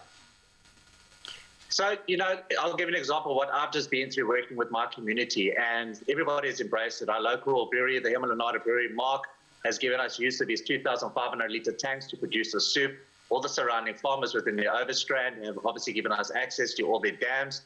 And through this as well, it's become a community collaboration. The way that I would recommend people obviously getting involved with initiatives like this or initiatives within the community is donate a garden. If you can donate that garden, provide that food source, you can start feeding a community. And it's like that saying, you give a man a fish, you'll feed him for a day. You teach him how to fish, you'll be able to feed a whole community. So through these processes, it's about building a more resilient food system. And this is something that there's a community project within Cape Town called the Cape Town Food Growers Initiative that are actually got a network of these operations happening already, and to support the initiatives like this, because they need that support to grow the gardens within a community, to feed these communities on a consistent basis and more sustainably. Oh, well, thank you, Greg. Thank you so much. And what a great initiative. Hashtag 67,000 litres for Mandela Day. That was Greg Henderson and Koo Pillay. If you want to get involved, that website's on your screen right now. It's cwc.org.za. I would highly encourage you to get involved and be part of that 67,000 litre challenge. And we can all do our part. We're about to make some dessert right now. But before we make the dessert, I think that the kitchen workshop, come on everybody, deserves a huge round of applause for their fantastic work. Yes, that's inspiring. So, we've had classic fashion from Timby, classic cars, thanks Chad, and we've seen classic hairstyles. And you, Michael? Classic! A classic range from Clover. Timeless taste. Made with love by Clover. Ooh, and now we make the dessert. Now let's talk about berries, guys. Berries are one of our favorite fruits through, out the year. But of course, some of them are not available all year round. But all of that has changed since Clover Classic Berries and Cream Dairy Snack. Not only is it delicious on its own, it's also remarkable in our baked berry cheesecake recipe that we're about to show you right now. It's a creamy delight that's inspired by one of our viewers, Nicolette Wenzel, who sent in the stunning comment saying, definitely malva pudding or a baked cheesecake. And I say stunning because you are the type of girl who would hang out with me and we'd be happy together, because malva pudding, oh yes. Baked cheesecake, oh yes. Thank you so much. And here to help us make this one and bring this recipe to life is our friend in the kitchen, Michaela, reunited. And it feels so good. Yeah, baby. Okay, let's talk baked cheesecake with our Clover Dairy Snack. Tell me more.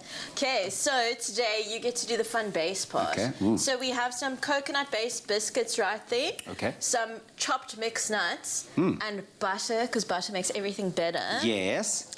And then on my side, Okay, yeah. some cream cheese, some honey, flour, eggs, and our Clover Classic Dairy Snack. Not too complicated at all. And I think this is the type of recipe anyone can make, honestly, right? It's basically just you open everything up, you chuck it into a bowl, and you go for gold. That. Good, okay, cool. So while you're doing that, mixing your cream cheese with your Clover Dairy Snack over there, I'm going to throw into the biscuits mixed nuts. And I like that you've mixed the nuts up a little bit, because you get that burst of different flavors coming through from the cashews. And they caramelize. And they caramelize so well. I love that.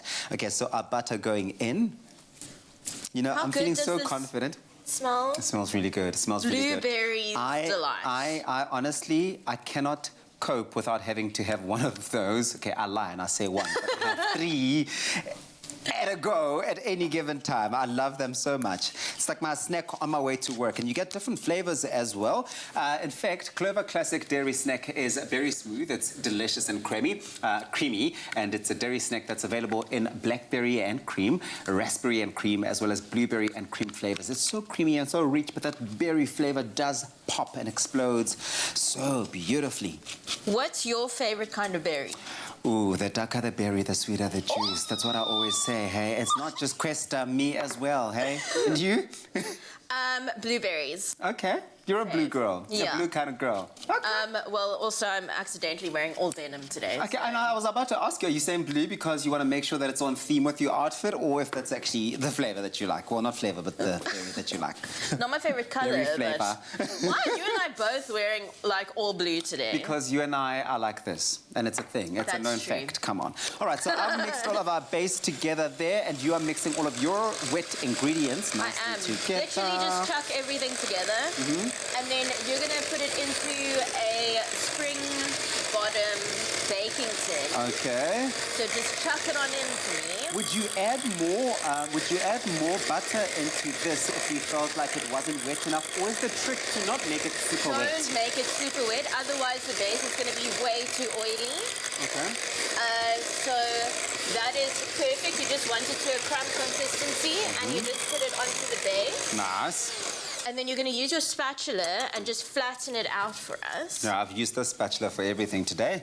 Spatulas are good for everything. Yeah, that's true. I always say that. You can also use them in, like, one of those non-stick pans. Yeah. Because it doesn't scratch the base. Queen?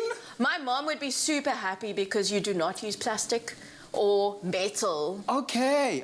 Well, listen, I'm on a mission to impress your mom. So, Mom, if you're watching this right now, you see, we're learning and we're doing this together. We're in this together. Okay, so the base push on is down. nice and consistent over there.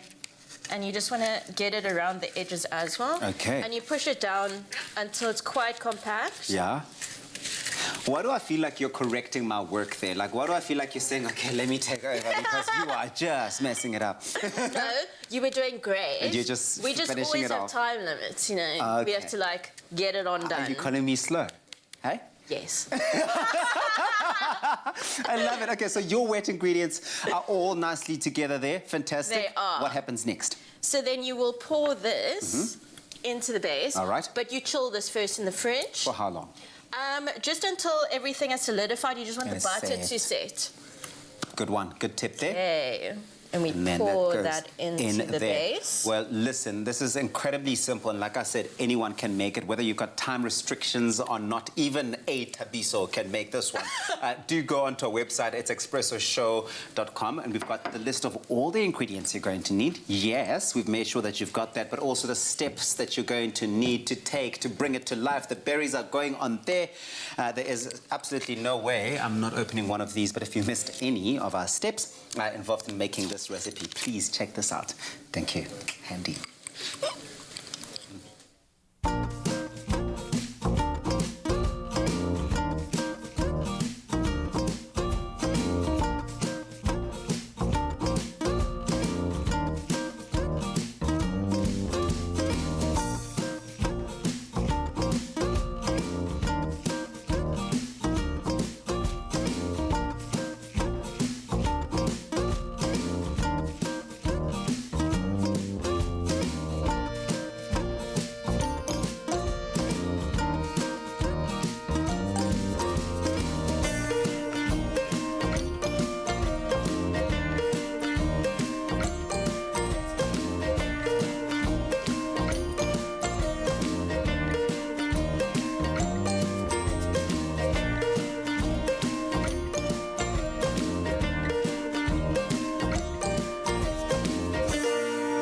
Made with love by Clover. If you eat, sleep and dream of baking, enter the Tastemaster SA's new season starting in September on SABC2. Grow your career in TV and as a baking influencer and stand to win 20,000 rands cash plus 50,000 rands worth of premium kitchen products. To enter, share a video of you baking a wonder you've created with tried and trusted Royal Baking Powder. Upload your video and complete your application on the tastemaster.co.za website. Entries close Sunday 25th July. T's and C's apply.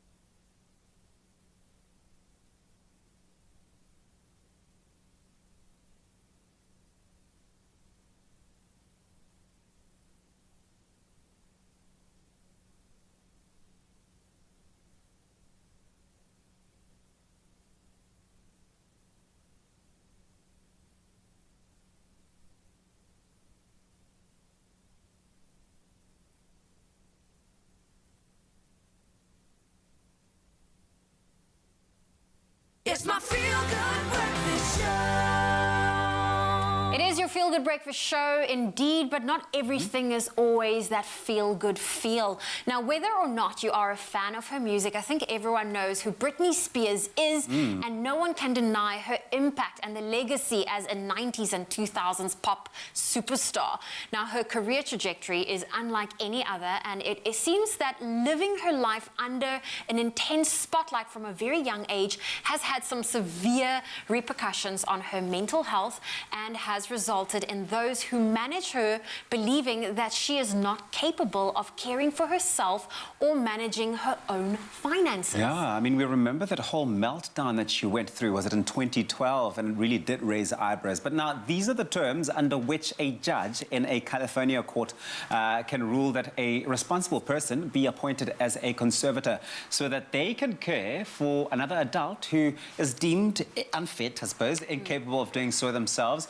Now, this obviously is, you know, the conservatorship that Britney has been entered into since 2008 February, which has essentially given her father, Jamie Spears, control over his daughter's life and her entire career for the last 13 years. Can you cope with that? Yeah, now some of you may also remember this took place after Britney suffered a very public breakdown in 2007 that caused intensified media attention. Now, Britney grew up with anxieties that were caused by witnessing her parents' constant arguing, and many have noted that she exhibits the behaviors of someone who has borderline personality disorder, although she has never actually personally confirmed this diagnosis. I know, and so after 2 separate hospitalizations for psychiatric evaluation in January and February of the year 2008, the LA Supreme Court placed her in like an emergency temporary conservatorship in which her father was named conservator to help her, you know, for her person, and he and attorney Andrew Wallet, they were named co-conservators of her estate. It's wild. Intense. It is. Wild. Intense.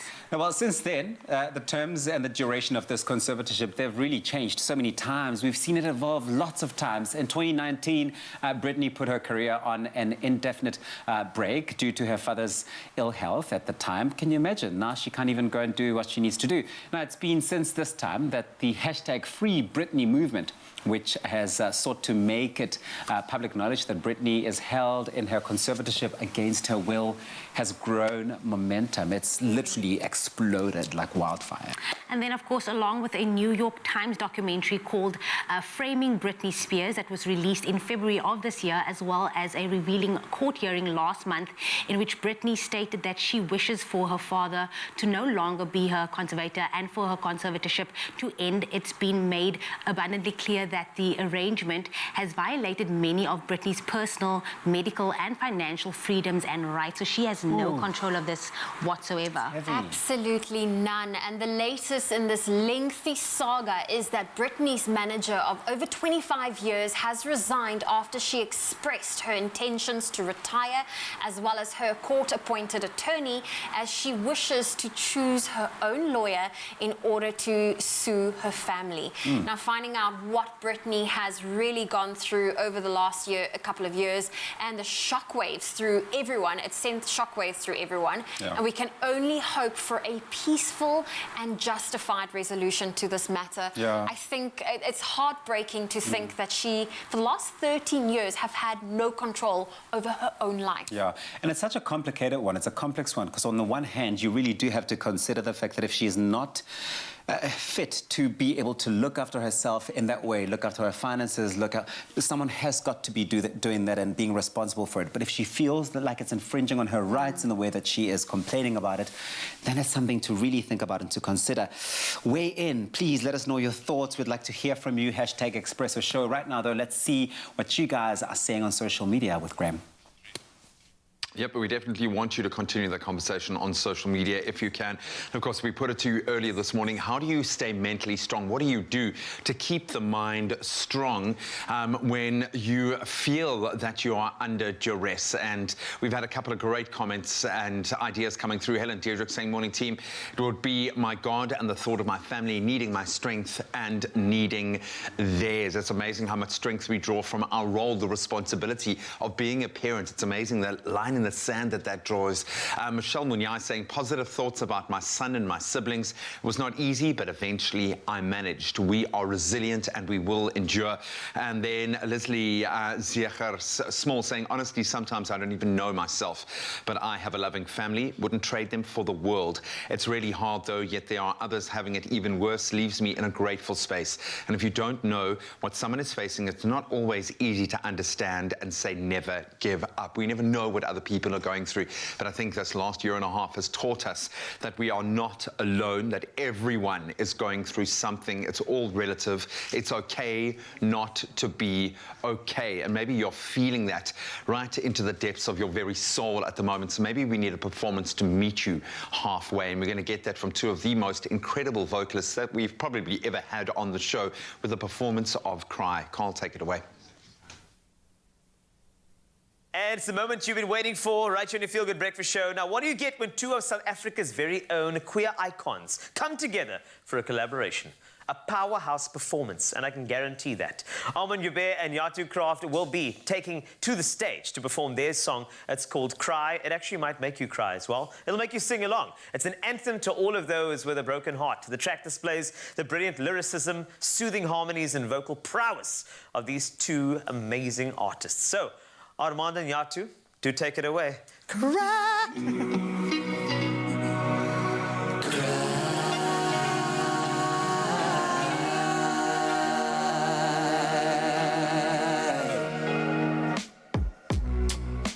I've had enough. I don't wanna play no more. You look so tough, but you're crying on the bathroom floor when you're all alone with nobody left to hold. Baby, I called your bluff. Tell me why you do this. Why? Tell me why. I was ready to give up everything. Why did you lie to make me feel alright? Tell me why.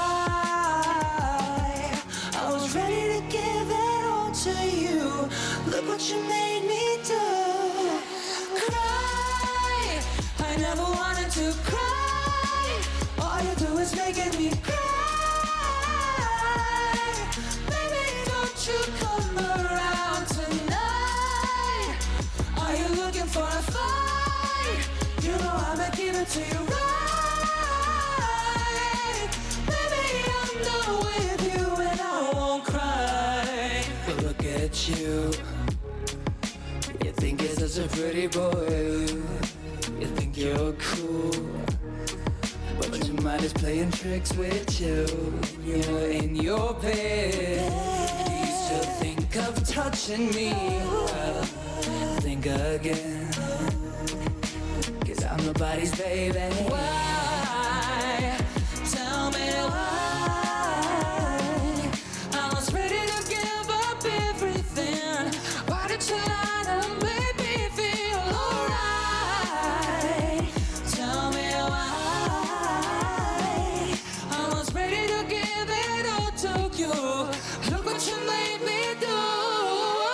Cry. I never wanted to cry. All you do is making me cry. Baby, don't you come around tonight. Are you looking for a fight? You know I'ma give it to you right. Baby, I'm done with you and I won't cry.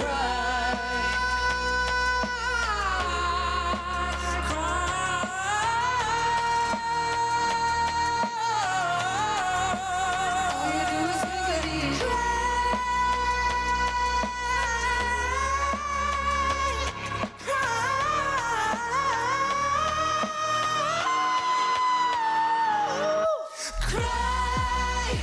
I never wanted to cry. All you do is making me cry.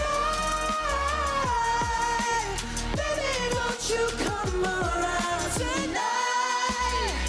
Are you looking for a fight? You know I'ma give it to you right. Baby, I'm done with you and I won't cry. I never wanted to cry. I've never been to. I never wanted to cry. Never wanted to cry. I've never been here in my life. Never wanted to. I never wanted to cry.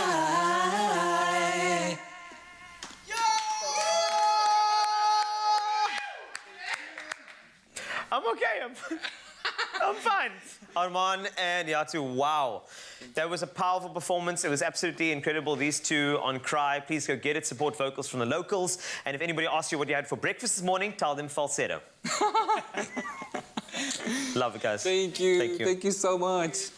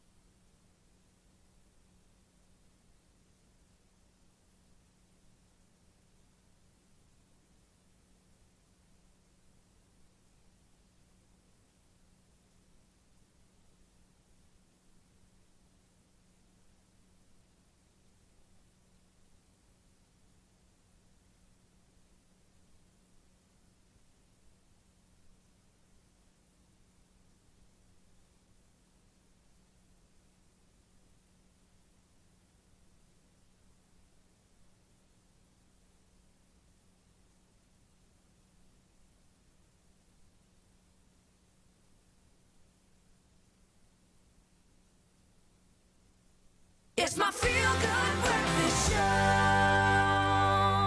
Welcome back. You're live on Expresso on a medically driven Tuesday this morning. We're going to continue our discussion around mental health in just a moment. But as always, every Tuesday, we bring you something that's very close to our heart, the Pharmacy of the Week, a short feature that acknowledges the incredible people working on our front lines. And there are so many of them doing such great work. And this is our way of saying thank you to these brave healthcare workers, proudly brought to you by Adcock Ingram OTC, sponsors of Brave. Now, this week's Pharmacy of the Week, they've got a great story. It's out in Bloemfontein. It's called MediRex. Let's take a look at this.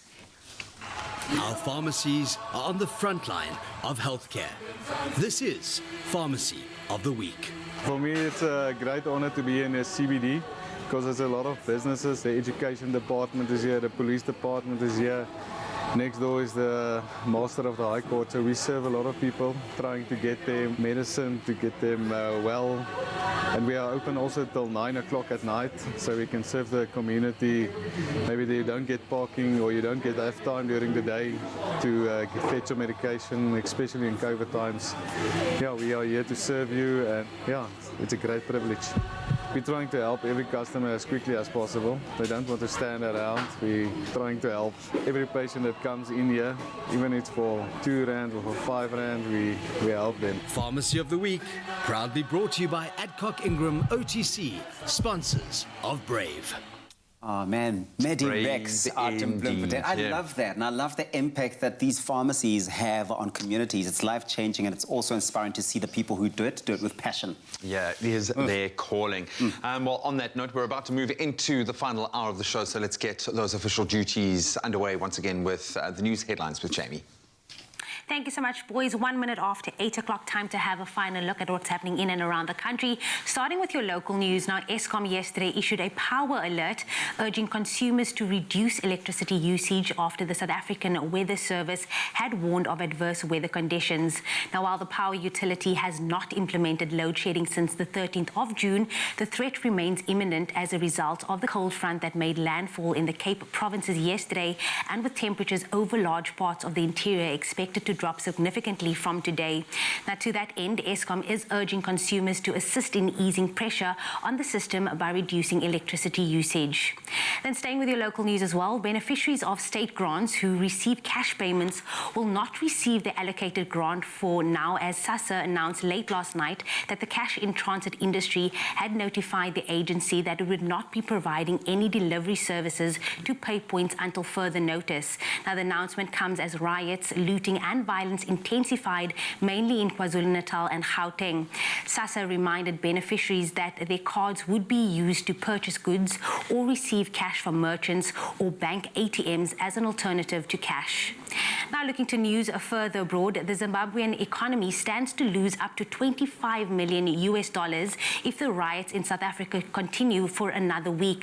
Takunda Mugaga, president of the Zimbabwean National Chamber of Commerce, said disruptions of routes into Zimbabwe have affected the movement of goods between the two countries. Now this, he said, would also lead to job losses, which would affect immigrant workers from Zimbabwe.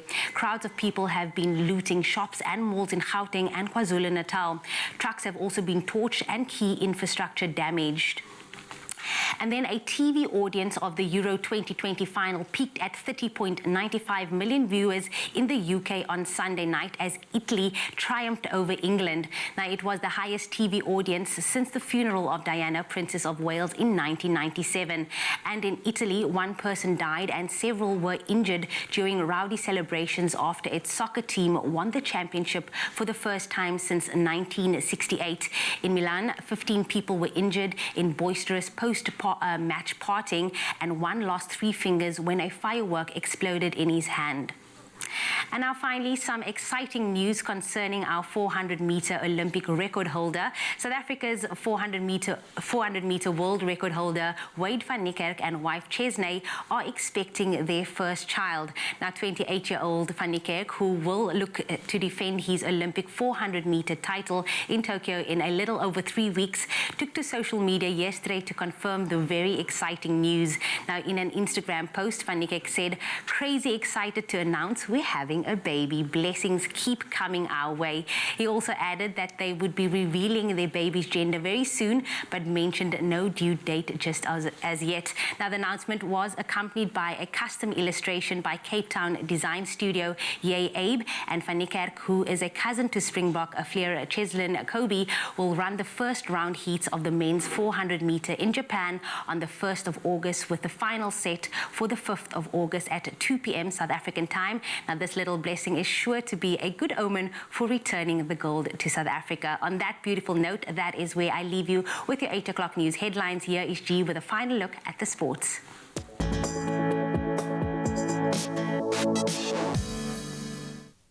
Thanks so much, Jamie. Rugby and firm focus this entire week, in fact, and some great news for Lukhanyo, who has now been announced that he will be leading a very strong South African A team against the British and Irish Lions. That's in their Lions Series match at Cape Town Stadium tomorrow. Springbok head coach Jacques Ninaba included 18 Rugby World Cup winners in his team, with the uncapped Joseph Dweba and Nicolas Jans van Rensburg also making the cut. The Boks arrived in the mother city on Sunday, with the players who tested positive for COVID-19 still in isolation in Johannesburg. And included in that, Springbok captain Sia Khaleesi is among 6 new players who have all tested positive for the virus. Then, staying on topic, the British and Irish Lions, they've made 12 changes to the team that beat the Sharks in their Lions Series clash at Loftus on Saturday. So tour captain Conor Murray will now lead the Lions for the first time in their fixture tomorrow, with Anthony Watson, Chris Harris and Dan Biggar the only players to be retained in that starting lineup. The match between South Africa A and the British and Irish Lions will kick off at 8 p.m. at Cape Town Stadium tomorrow. And then bringing it back to today's action, let's hope there is action after rain spoiled the first one-day international match between Ireland and the Proteas at the Malahide Cricket Club ground in Dublin. The teams are now geared up for the second ODI at the same venue later today. This will be the second of 3 ODIs ahead of the T20 series between the two teams. The ODI match between Ireland and South Africa will start at 11:45 this morning. And that's a wrap of your sport for this Tuesday morning. Let's get one last take on the weather.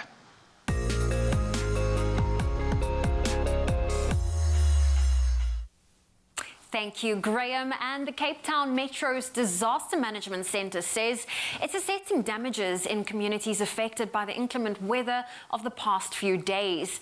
The Metro is working closely with social security agency SASSA to assist people with necessities such as food and blankets.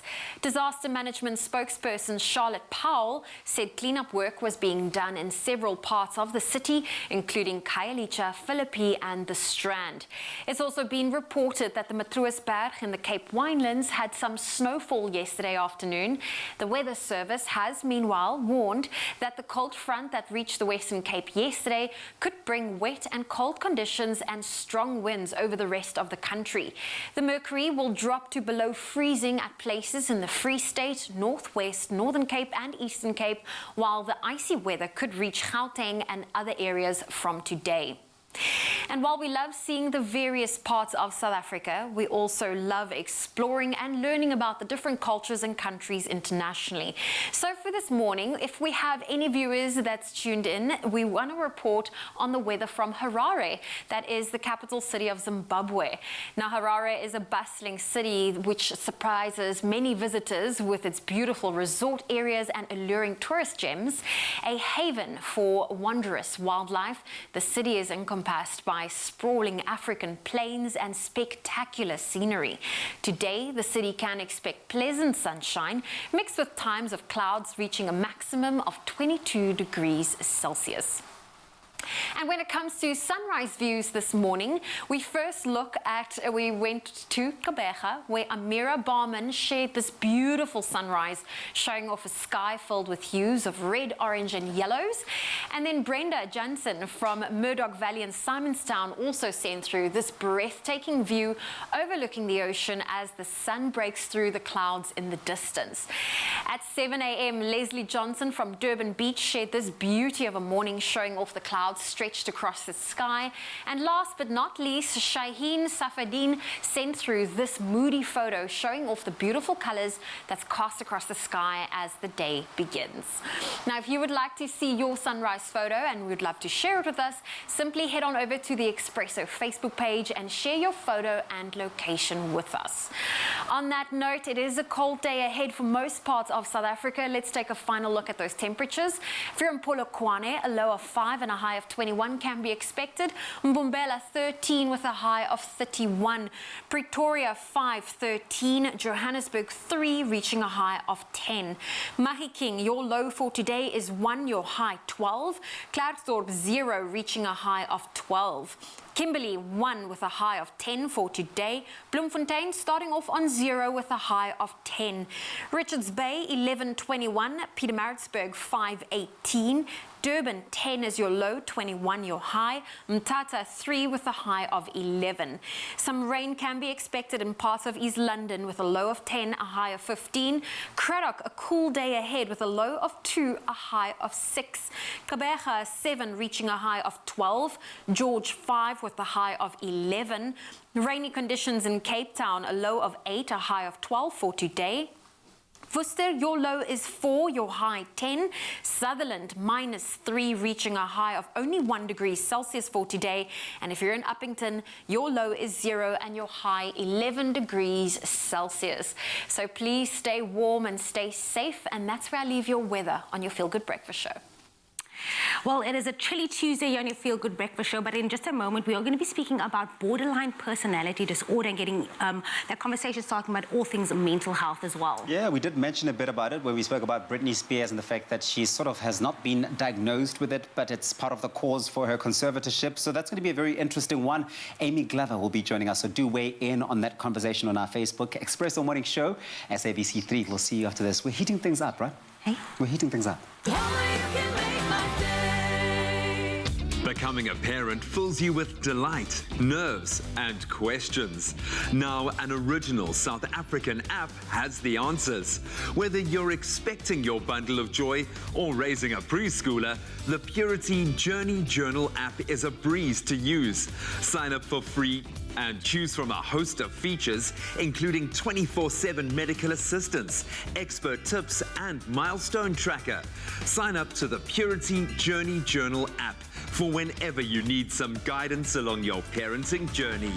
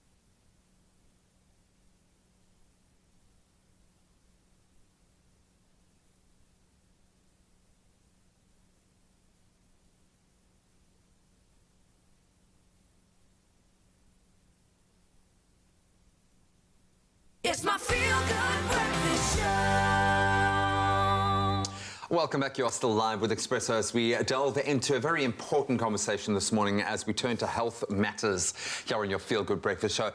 Borderline personality disorder. It affects the way people think and feel about themselves and about others. This obviously then causes problems in day-to-day functioning, and people with this disorder often have a strong fear of abandonment. They struggle to maintain healthy relationships and have self-image issues and have a lot of difficulty managing their emotions and behavior. Sounds like me on any given day. It really and this, does. Yeah, man, it's called the human condition. Now, this morning, a clinical psychologist, Amy Glover, joins us in studio to tell us a little bit more about borderline personality disorder. I can joke about it because I'm convinced that we all sit on the spectrum in some way or another, especially after this last year and a half. We've all been pushed beyond what is normal completely. But I suppose we start here when it comes to the conversation of borderline personality disorders, just expanding on it. What is it exactly? What does it mean? Yeah, just want to touch on what you mentioned now about us all sort of being on the spectrum. And, you know, in terms of personality traits, we all display different personality traits. So I think I just want to start on that note. You know, that we all display traits that can place us into different diagnoses, but we might show one or two symptoms, but it's the cluster together that really forms a personality disorder. But, you know, with borderline personality disorder, taking a step back, you know, personality disorders, and there are a number of them, you know, they're pervasive behaviors. They're behaviors that are longer-term patterns of behavior and instability, you know. So I think that's important to think about with borderline personality disorder, or BPD, as we can also refer to. So I think that's, you know, you kind of in your intro really did cover some of the key factors, you know, a lot of unstable relationships, difficulties with self-image and self-esteem, fears of abandonment, quite central, and then also high suicidality, so a lot of suicidal behaviors, whether that's self-harm or suicidality is also a key feature. How prevalent is it? And is there an age group? When you talk about suicidalities, we know that our younger generation is at very high risk from suicidal tendencies at the moment. Is there a particular age group that is more kind of dominant? And how many people are affected by this when we look at the more extreme end of that scale? Sure. So according to the DSM, which is our Diagnostic Statistics Manual, it's in the general population, it's about 1 to 6%. So generally that's, I would say, relatively low, but in inpatient settings you would see it more about like 20% of inpatient psychiatric admissions, there might be BPD as well. So I think that then, you know, speaks to that a bit. This is what's being diagnosed and treated.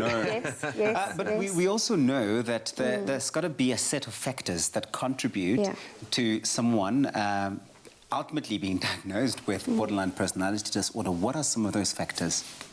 Yeah, so you mean like factors in terms of how it develops?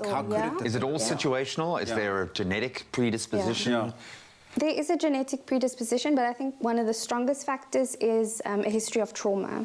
So especially in early life. So, you know, history of abuse, various forms of abuse, neglect. You'll often see in a history for someone that has BPD, you know, which obviously trauma and abuse contributes to a lot of instability, and especially in the home. And you know, that type of instability is where we're also learning about emotions. And, you know, with BPD, emotional regulation is quite an important thing, and often the dysregulation of it is one of the main symptoms, right? So in our earlier life, we are learning about that in our homes. So if there's high trauma and high abuse, high neglect, you know, our learning of regulating emotions is thrown out a bit, which then carries into adulthood. I suppose ultimately it's one thing to identify this in someone else, but within yourself to get to a point to realize, okay, this is not just situational. I'm not just going through a rough patch, but this is something that is borderline or pushing into that disorder space. What are the symptoms that should raise a red flag? Yeah. So there are a number of symptoms. So one would be around the fear of abandonment, So whether that's real or perceived, you know, so quite sensitive to abandonment, interpersonal difficulties, so that can play out in relationships, at work, high reactivity in terms of mood or in terms of anger, the suicidal behavior which I mentioned, which can be self-harm or can be threats of wanting to end one's life. So those would be some key symptoms. You know, also a feeling of sort of emptiness is also a common one, and difficulties with identity. So you can see how that becomes tricky to tease out in earlier life, and, you know, normally personality emerges sort of in, you know, late adolescence and early adulthood. So it's complicated, you know, it needs to be monitored quite closely to really tease these symptoms out. If they are situational, have they shown up over time? Yeah, is there a trauma history? You know, that normally contributes to us being able to understand the diagnosis better or to provide one if needed. Certainly does sound like a series of events coming together and experiences that come together and affect us in whatever way. Please do weigh in on this conversation. We really do want to hear from you. Expresso Morning Show SABC3. Amy Glover is here. We'll be asking some more questions. We're talking borderline personality disorder.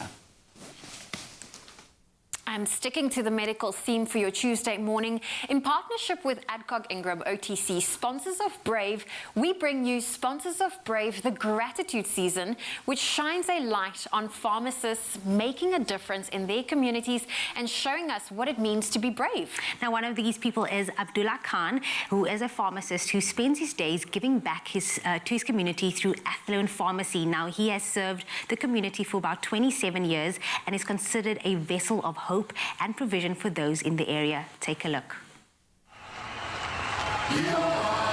Before I started working at Athlone Pharmacy, I was very introverted and I used to talk to people. What I've learned about pharmacy is that it's not only about medicine, it's about showing your customer respect, compassionate, and taking interest in their needs.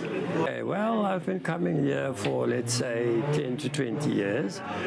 And from the word go, I enjoyed the friendliness of the team, the reliability and responsiveness, which in my business is what marketing or quality service is all about. If you come, you might have a bad start in the morning, or, you know, whatever's going on in your personal life as well. But stepping into Athlone Pharmacy, there's always something that brightens your day. I think we dispense a lot of positive energies. Understand? We come here and we just motivated, you know, through the thick and through the thin, and just keeping focus and just encouraging all the guys, you know, just to be positive. You can almost say, as your GP is your family doctor, and you have a bond.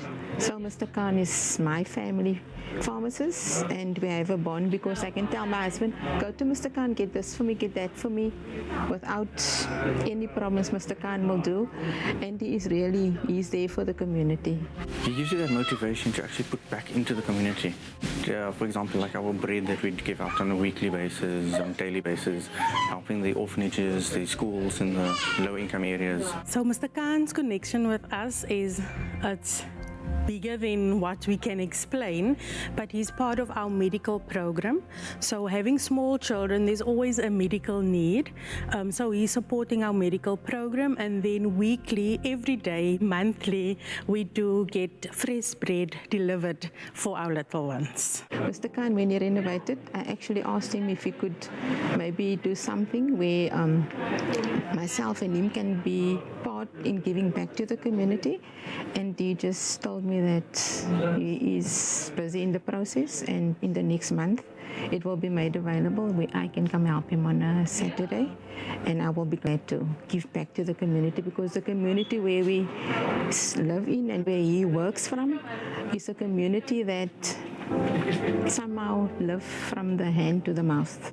We found in our practice that the incidence of diabetes was increasing, and with a group of volunteers, we thought, okay, let's create a support group, because at the end of the day, education is essential. He's just not a pharmacist. He's a social worker. He's a psychiatrist, psychologist. You can sit and talk to him about anything at the end of the day. He's got one of the better groups, the diabetic groups around, and I'm part of that group as well. And hence, obviously, our further relationship with being a diabetic. I could talk to him on the whole about everything and anything with regards to diabetes and that. So Mr. Khan has been a pillar of strength for our communities and has been part and parcel of this community of Athlone, and is known to so many. And I am really, really honored to have been able to have met with him and to have worked with him. He also uses the city's library facilities on a regular basis to host awareness programs, and that is where I also am a part of, where we get a chance to meet and see what are we going to do next to create a better awareness so that our communities can be living in a better, a healthier environment. It's the special touch, and that is why one can see in the pharmacy itself that sometimes there's many a patient that prefer maybe just his touch, which he has this special touch with people. Thank you, Mr. Khan, for the number of years of service to our community. Thank you for serving our communities without hesitation. Thank you very much for all you have done for the library and for the community, and I hope that you keep doing what you are doing. Don't change, just be the good person that you are. He loves us all. He wants to help where he can, and that is what makes him the gentle giant. A massive, massive, huge thank you to Mr. Khan. And one must remember as well, the practice wouldn't be so well known and recognized if it wasn't for Mr. Khan and obviously his staff and what he gives towards the community and his contributions, just not the pharmacy on its own, but his overall contribution to the community.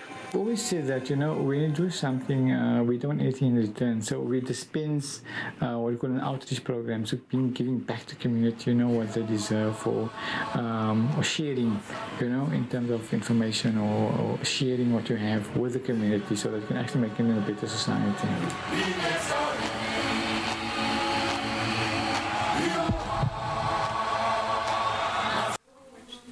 Well, of course, you can get involved. You can vote for your local pharmacist or pharmacy and stand a chance to win one of 8 5,000 Rand cash prizes. And the 2 final winners from our nominees stand a chance to win 25,000 Rand towards pursuing a passion project of their choice. Now, to nominate, it's really easy. Visit 24.com/sponsors of Brave/nominations.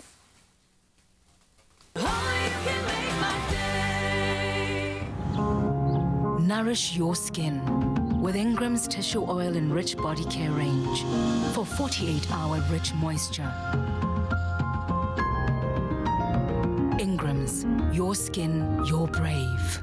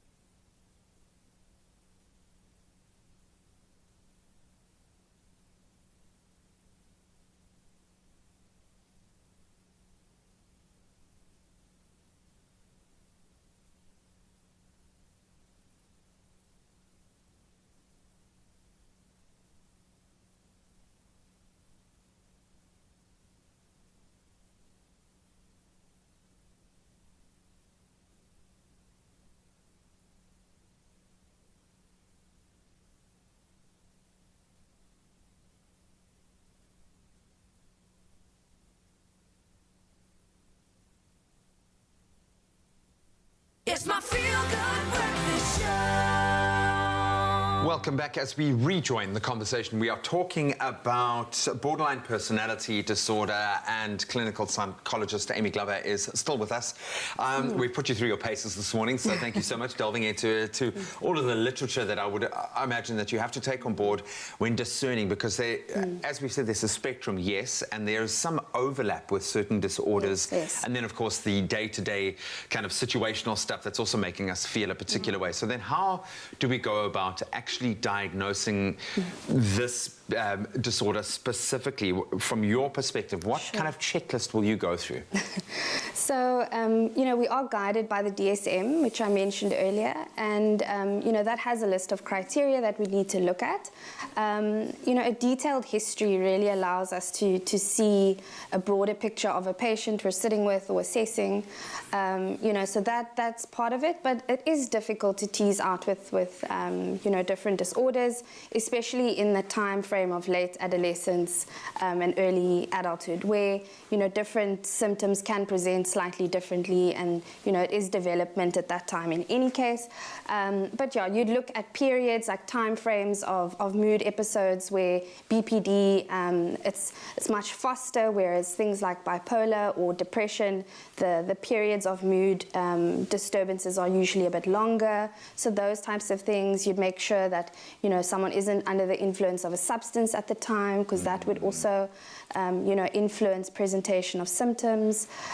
So yes, you would want to look at other diagnostic criteria. It's much easier also to diagnose in an inpatient setting when you're able to observe the patient on a day-to-day basis, and with other professionals and other patients to also observe, you know, interactions in other relationships. You talk about inpatient centers or that kind, but let's talk about treatment options. What options are available if you do have the disorder, and is it treatable? Yes, it's absolutely treatable. Personality disorders are kind of notoriously difficult to treat, however, because they are pervasive and they are long-term usually, and there's obviously a deeper history a lot of the time, and because personality plays out in relationship. So it equally then finds its way into a relationship with a treating psychologist or treating psychiatrist. So the issues are always there, right? So they're always being played out. Actually impacts the therapy itself. Completely. But it's very treatable, especially with things like DBT, which is a therapeutic approach. DBT stands for dialectical behavioral therapy, which is kind of your first prize in terms of treatment for borderline personality. Would you medicate? Yes, medication is an option. Psychiatry would look at that, and also if, you know, maybe there are co-occurring diagnoses at the same time, those things can also be treated. Often mood stabilizers could be used, or antipsychotic medication can also be used.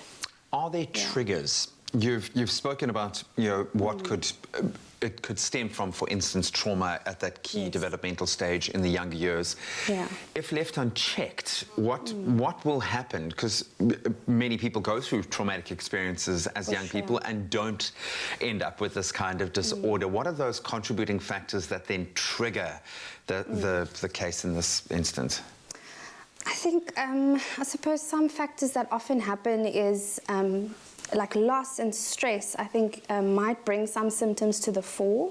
You know, because people with BPD are quite sensitive to rejection and, you know, quite sensitive to abandonment. So issues of loss, whether even a heavy breakup or something like that could trigger it. Okay. For sure. That can definitely exacerbate the symptoms. So I think that can definitely be a trigger, or changes in life, you know, with losses of jobs. How about COVID? Yeah.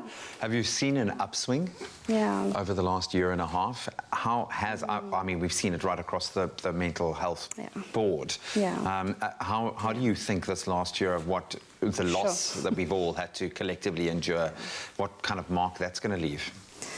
Sure, it's a hard one to answer, hey? I think, you know, COVID has just destabilized us all. You know, if we think about how important routine is to mental health stability, and, you know, all the things that help us to stay stable, you know, our routines, our our movements, our relationships, everything has been rocked. So of course that's going to impact. Our money. Yep. Amy, and I have to ask you from your professional point of view as well, what do you think is your top tips to anyone that is suffering or going through it, but also as support if you know someone that is going through this, how do we then support them? For sure.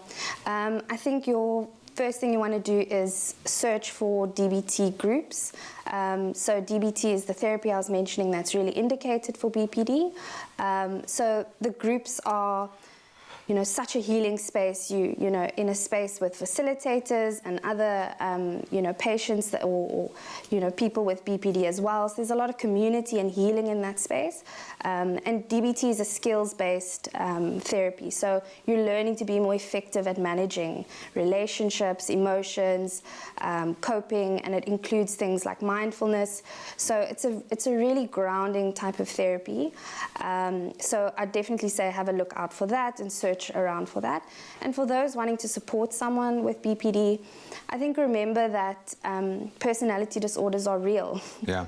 You know, and I think it's difficult because it plays out in the relationship, but especially this, yeah. Yes, but one. you know, equally how important relationship security is to supporting someone with it. You know, so being consistent, having boundaries, reassuring your loved one that you're there. You know, that relationship security is very important. Show them support in every way. I love that. And just because you can't understand it doesn't mean that someone else isn't going through it. And often you need a neutral voice. And the South African Depression and Anxiety Group is that neutral voice. They've helped millions of people. And we really do suggest if you are feeling in any way destabilized, especially if you have suicidal thoughts, give them a call. Speak to someone who is prepared and educated to be able to help you in exactly the right way. And trust me, don't go through life thinking that you can't learn a new skill like looking after yourself, because we are designed to be able to take these on board. We're going to open the lines for your questions and comments through our social media platforms in just a moment. Amy is not going anywhere. Thank you, Graham. Well, on Tuesdays, we not only tackle medical topics, but we love to travel too. Yeah. So for today's hashtag Travel Tuesday, we travel to 3 of Africa's most beautiful countries. I'm talking about Zimbabwe, Uganda, and the Democratic Republic of the Congo, but this time not as tourists. These 3 countries are the focus of Nespresso's new Reviving Origins limited edition coffees. It really is such a fantastic move, and coffee farmers in these countries, they've faced incredible adversity when reviving the origins, or rather reviving origins. The company is investing in the farmers and the communities to help them get back on their feet and producing the fine coffees that all of these regions were known for in the past. Now, the Reviving Origins range, it's an exciting range. It consists of 3 coffees, each of them distinctive of the regions they represent. I mean, it's very, very exciting. You've got the Kahawaya Congo, which means the hope of Congo, the Amaha Awe Uganda, which means hope of Uganda, as well as one of my personal favorites, the Tamuka Mu Zimbabwe, which means awakening of Zimbabwe. They really are fantastic. I like that, Tamaka Mu. Zimbabwe. I think I should make you one of those, Tabsi, just because you've mentioned it, because all 3 of these regions are part of Nespresso's AAA sustainable quality program that supports farmers and their communities around the world to enable them to produce coffee of the highest quality while giving them a high quality of life. Now, Zimbabwe, creating livelihood opportunities in those communities is a very important part, an important step, and an important initiative and a move for Nespresso doing that over there. And over in Uganda, they are investing in the coffee economy infrastructure to really enable those communities to continue producing those coffees. And then you've got the Democratic Republic of Congo, where they really are creating access over there to affordable health and clean water. I think it's just all so rich and so solid in their ability and their commitment to tap into all of those areas for these places. There we go. Well, enjoy your coffee. I've made it especially for you. In terms of the intensity scale, it comes in at a number 5. It is great to be served as an espresso like I've made for you, or in a lungo size. Nice. I love it. There we go. The aromas, right? It's all about the aromas. I know. So go out there, when you do get your Tamuka Mu Zimbabwe next time, you've got that cup of Tamuka Mu Zimbabwe in hand, know that it's going to change the situation in one of those countries. Every time you brew a cup of reviving Oranges coffee, You're restoring land, empowering farmers and supporting livelihoods, so every sip touches hundreds of lives. and offers an inspiring taste experience in return.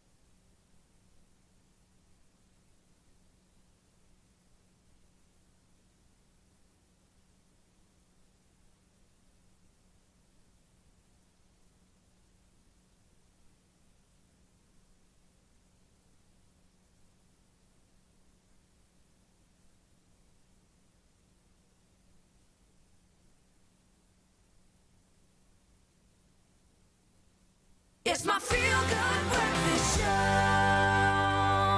Welcome back as we continue with our health discussion this morning with clinical psychologist Amy Glover, who is still with us, and she is ready to answer some of your burning questions. We are focusing on borderline personality disorder. Thank you once again to every individual who has sent through any of those comments or those questions. And Amy, thank you so much. I know we've pushed you this morning for a lot of really information. We've I really dug appreciate deep it. for that information. And I think that it's also come through on social media as well with the comments that have come through. We've got one from Botselo Chauke saying, what to if you feel like the world is rejecting you? What do you do? Can you please kindly tell me, because it's hard to find out. And then we've got one that came through from Toby, and Toby was saying, Toby Poor is saying, how do you live with someone who has it? Okay, so dealing with rejection, I would assume that would be one of the skills that you would have to focus on when you talk about the prevailing kind of therapy behind it, that's a coping mechanism that they would focus on. Yeah, sure. So dealing with rejection, I mean, that's a part of life in a way, right? You know, we're going to face it. So sometimes just sort of debunking the myths that come with rejection and what it can mean for us, you know. You know, sometimes it's a redirection, sometimes, you know, so just kind of checking that thinking, slowing it down. You know, I think really important with BPD is slowing down reactivity, you know, because often there is that emotional reactivity to rejection and to, you know, different cues. So just trying to slow that process down, slow down one's thinking. You know, rejection does happen. And you're seeing, sorry to interject, but Ms. Chauke in that comment, for example, says when the world is rejecting you. So sometimes there is the perception in one's mind that it is the world that's rejecting them when maybe a few instances have taken place. Or maybe just one person. Yeah, I think, you know, with BPD, it can affect one's worldview, you know, especially if you've been exposed to trauma or, you know, maybe a very long-standing experience of rejection, which can be very real, you know, that we can then anticipate that from the world. So you kind of, your barometer is set at that, and that's kind of how it feels every time you face it. And that's one of the joys of an entrepreneurship journey, is you kind of reject it on the daily basis, so you get used to it. It's like you say, a redirection. It's almost like you feel like you're failing if you haven't been rejected, because it means you're not pushing hard enough. Our second comment there, how do you live with someone who is going through this? Maybe that's a great way to wrap up the conversation, is how do we support and not enable the negative kind of behavior? What should we do? Yeah, I think for those that are living with someone with BPD, ideally you want to, you know, be educated on it. So whether, hopefully, if there is a mental health professional involved, you know, to also seek sort of psychoeducation, you know, to also, I think the more familiar the family is around the symptoms, the easier it is to identify when this is an expression of the disorder happening, you know, because I think it can often just feel like an attack in the home, you know, if someone is reactive all the time, or when there's suicidality, it's scary, you know. So I think identifying that it's part of the disorder. And you kind of have to be mindful of that positive reinforcement for those people who are. Yes, consistency was a word that I really took out. Just one last time, those communities that people should go to connect with, to educate themselves, where should they go? Sure. I think you mentioned earlier SADAG, so always a good resource to check out. And if there is an existing mental health professional working with the patient, then to seek them out as well for resources. Often family interventions are really helpful to get information, to learn about the disorder. There's plenty online also about borderline personality disorder. Oh, you've been fantastic. Great. Well done. Amy. Wow, you have been great. Amy Glover, and thank you very much for spending the time with us. You really are changing our world in that way. But something else that's changing the world is Stevie, a robot that's really joining the intensive care unit and changing the world in that way. Let's hear all about it. Oh, that's right, Stubbsy. And staying on the topic of all things medical, next we are talking to Professor Fatima Farouk, the academic and clinical head of Critical Care Department at UP and Steve Biko Academic Hospital. They have the new ICU robot at the hospital that's aptly named Stevie, as Tabiso mentioned. Stevie the robot that's providing a two-way communication between ICU specialists in South Africa and other specialists across the globe, and we want to know more about it. Professor, welcome. Thank you, Zoe and Jamie Lee. Thank you for having me on your show this morning. Professor, I can't believe that we are here in 2021. I remember back in the day we used to speak about one day robots are going to be working in the medical field, but it is here, it is now. Why do you think that, the implementation of this robot is such good news, not only for South Africa, but all around the globe? So, Jamie Lee, it's arrived at such an opportune time in our hospital. We really are, grappling with ICU beds. We stretched beyond capacity in Gauteng to begin with in the last few weeks. We no longer perform our ICU rounds as we normally do as an entire team, but we literally have several wards converted to ICUs, and as a result, we are all split up. Imagine when we are split up and we need help. Any junior member can dial up and get help from using this technology from an expert who's experienced management of COVID patients. So it really is helping us fill the gaps, not only in our hospital, but has capability of helping other healthcare practitioners in a similar way, both in South Africa and around the globe. I like that, Professor. So it's definitely good news. Now let's talk about Stevie. How will Stevie improve the current situation, especially with COVID-19 patients? So as I mentioned, we are really stretched. We are few doctors in several wards, and there are times when you really need help. And this is when Stevie helps fill that gap in the sense that we can get expert opinion, discuss, and get guidance in terms of management of patients. But Stevie is not really only a quick fix for COVID. The reality is, even in the non-COVID wards, to have discussions and collaborations with experts around the globe, it really enhances level of management. So Stevie is really about helping both COVID and non-COVID patients in the critical care setting. And it's like you said now, Professor, this collaboration couldn't have come at a better time. I mean, it really is an international effort. But I have to ask, how long has this been in the pipeline? It's absolutely amazing. But if I tell you that our first discussion started on the Easter weekend this year on a Saturday afternoon at 4 o'clock, and within 3 months, we had the robot Stevie brought in from the United States. We had the collaboration set up with the Charité University and the University of Pretoria, and Steve Biko supported the entire project. And as a result, in less than 3 months, we have Stevie working in our unit as a member of our ICU team. Well, Stevie is a very important member, and I know that I love that you're closing the gap in the sharing of key information to save lives by being a part of a network. Now, Professor, how do you hope, to take and make use of telemedicine? So Zoe, Stevie is not, as I said earlier, not a band-aid for COVID. For me, Stevie is a long-term project. It's proof of concept. Really, by showing how Stevie can work at Steve Biko Academic Hospital, we can really show that it can help in the current problems that South Africa is facing from a critical care perspective. As you may well know, we have a huge shortage of ICU specialists. We have a huge shortage of ICU beds.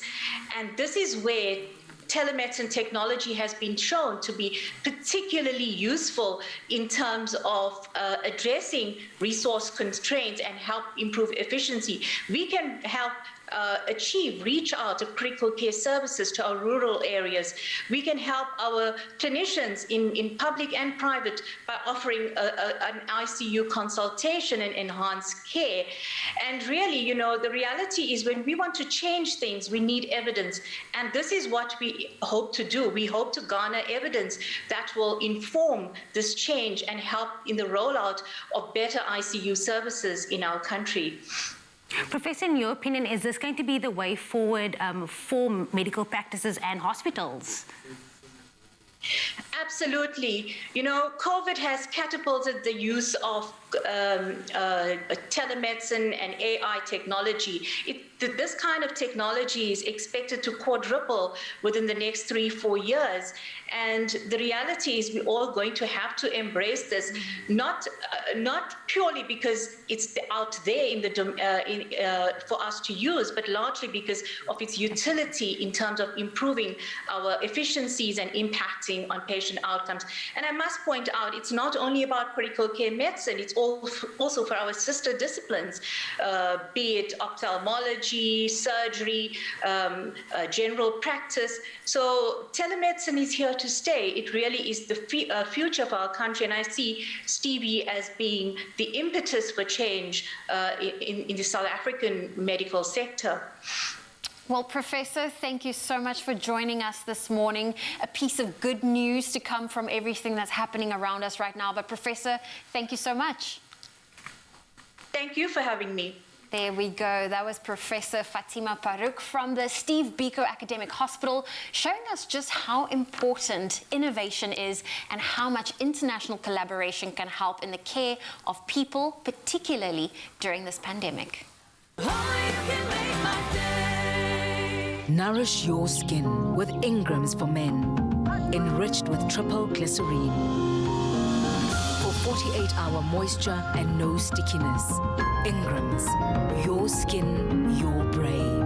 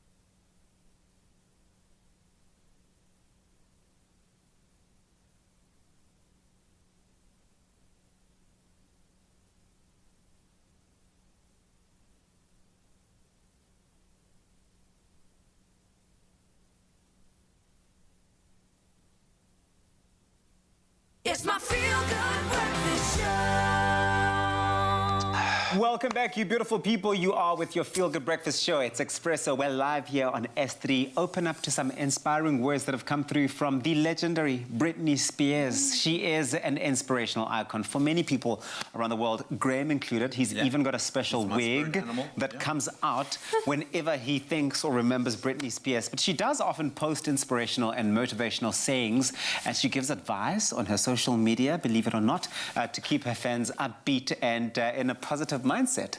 Yeah, she has had some very wise words. So we thought we'd, in honor of our focus for today, share some of those with you right now. And she once had this to say: for me, success is a state of mind. I feel like success isn't about conquering something.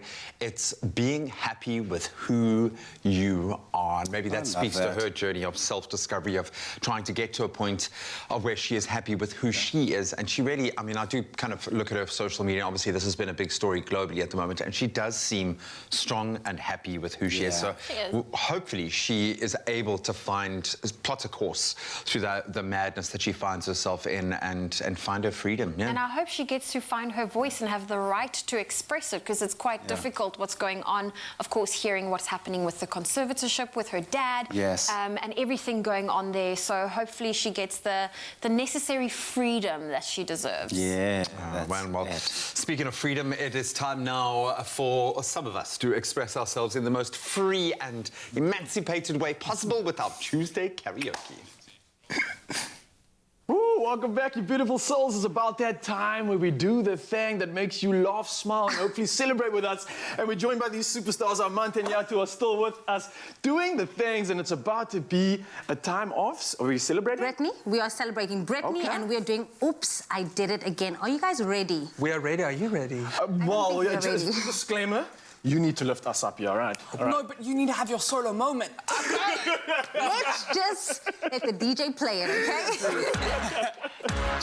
And Britney said, yeah. Oh, yes. Oh. Here we go. Yeah. That's the one. That's how you do it. Okay, I got you. Yeah. Here we go. Come on. I think I did it again. Come on. I made you believe when more than just friends. Oh, baby, might seem like a crush, but it doesn't mean that I'm serious. Yes, but to lose all my senses, that is just so typically me. I mean, oh baby, oops, I did it again. Come on, I played with your heart. Yes, got lost in the game. Sing it. Oh baby, oops, you think I'm in love, that I'm sent from above. I'm not that innocent. You see, my problem is this. Okay. I'm dreaming away. Wow. Wishing that heroes they truly exist. I cry watching the day. Can't you see I'm a fool in so many ways? But to lose all my senses, that is just so typically me. Yes. Baby, oops, I did it again. I played with your heart, got lost in the game. Oh baby, oops, you think I'm in love, that I'm sent from above. I'm not that innocent. Yeah. But now there's a story moment coming. We need to talk. Okay, you're gonna tell us. Tell us. Monologue. I'll do the man. All aboard! Brittany, before you go, there's something I want you to have. Oh, it's beautiful. But wait, isn't this? Yes, it is. I thought the old lady dropped it in the ocean in the end. Well, baby, I went down and got it for you. Oh, you shouldn't have. Yes, I did it again with your heart. Got lost in this game, oh baby. Oops, you think that I'm sent from above. I'm not that innocent.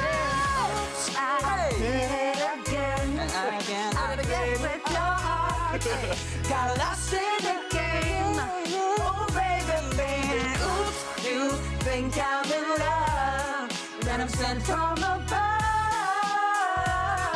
I'm not that innocent. I did it again. Hey, I play with your eyes. Hey, got lost in the game. Oh, baby, baby. Oops, you think I'm in love. When I'm sent from above, I'm not that innocent. Wow. Oh, and the crowd goes wild. And we get a pair of shoes like that now. Saying that we've sang together, I feel like we can start our own group. Where do we get those shoes? We've earned it. Surely we've earned it. Oh, we're organized. Thank you so much.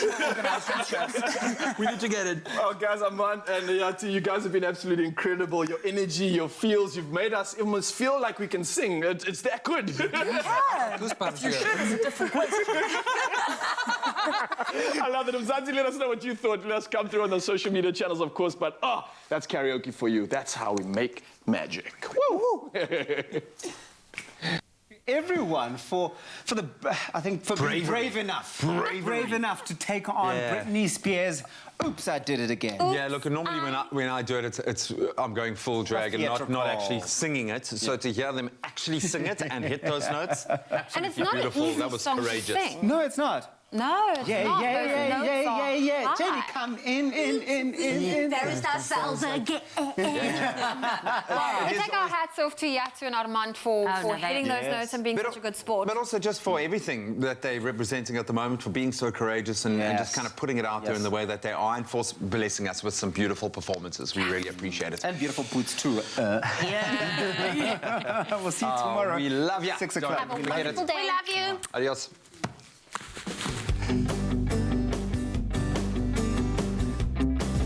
Say it with steaming hot breakfasts, soul food Sundays, and slow-cooked dinners.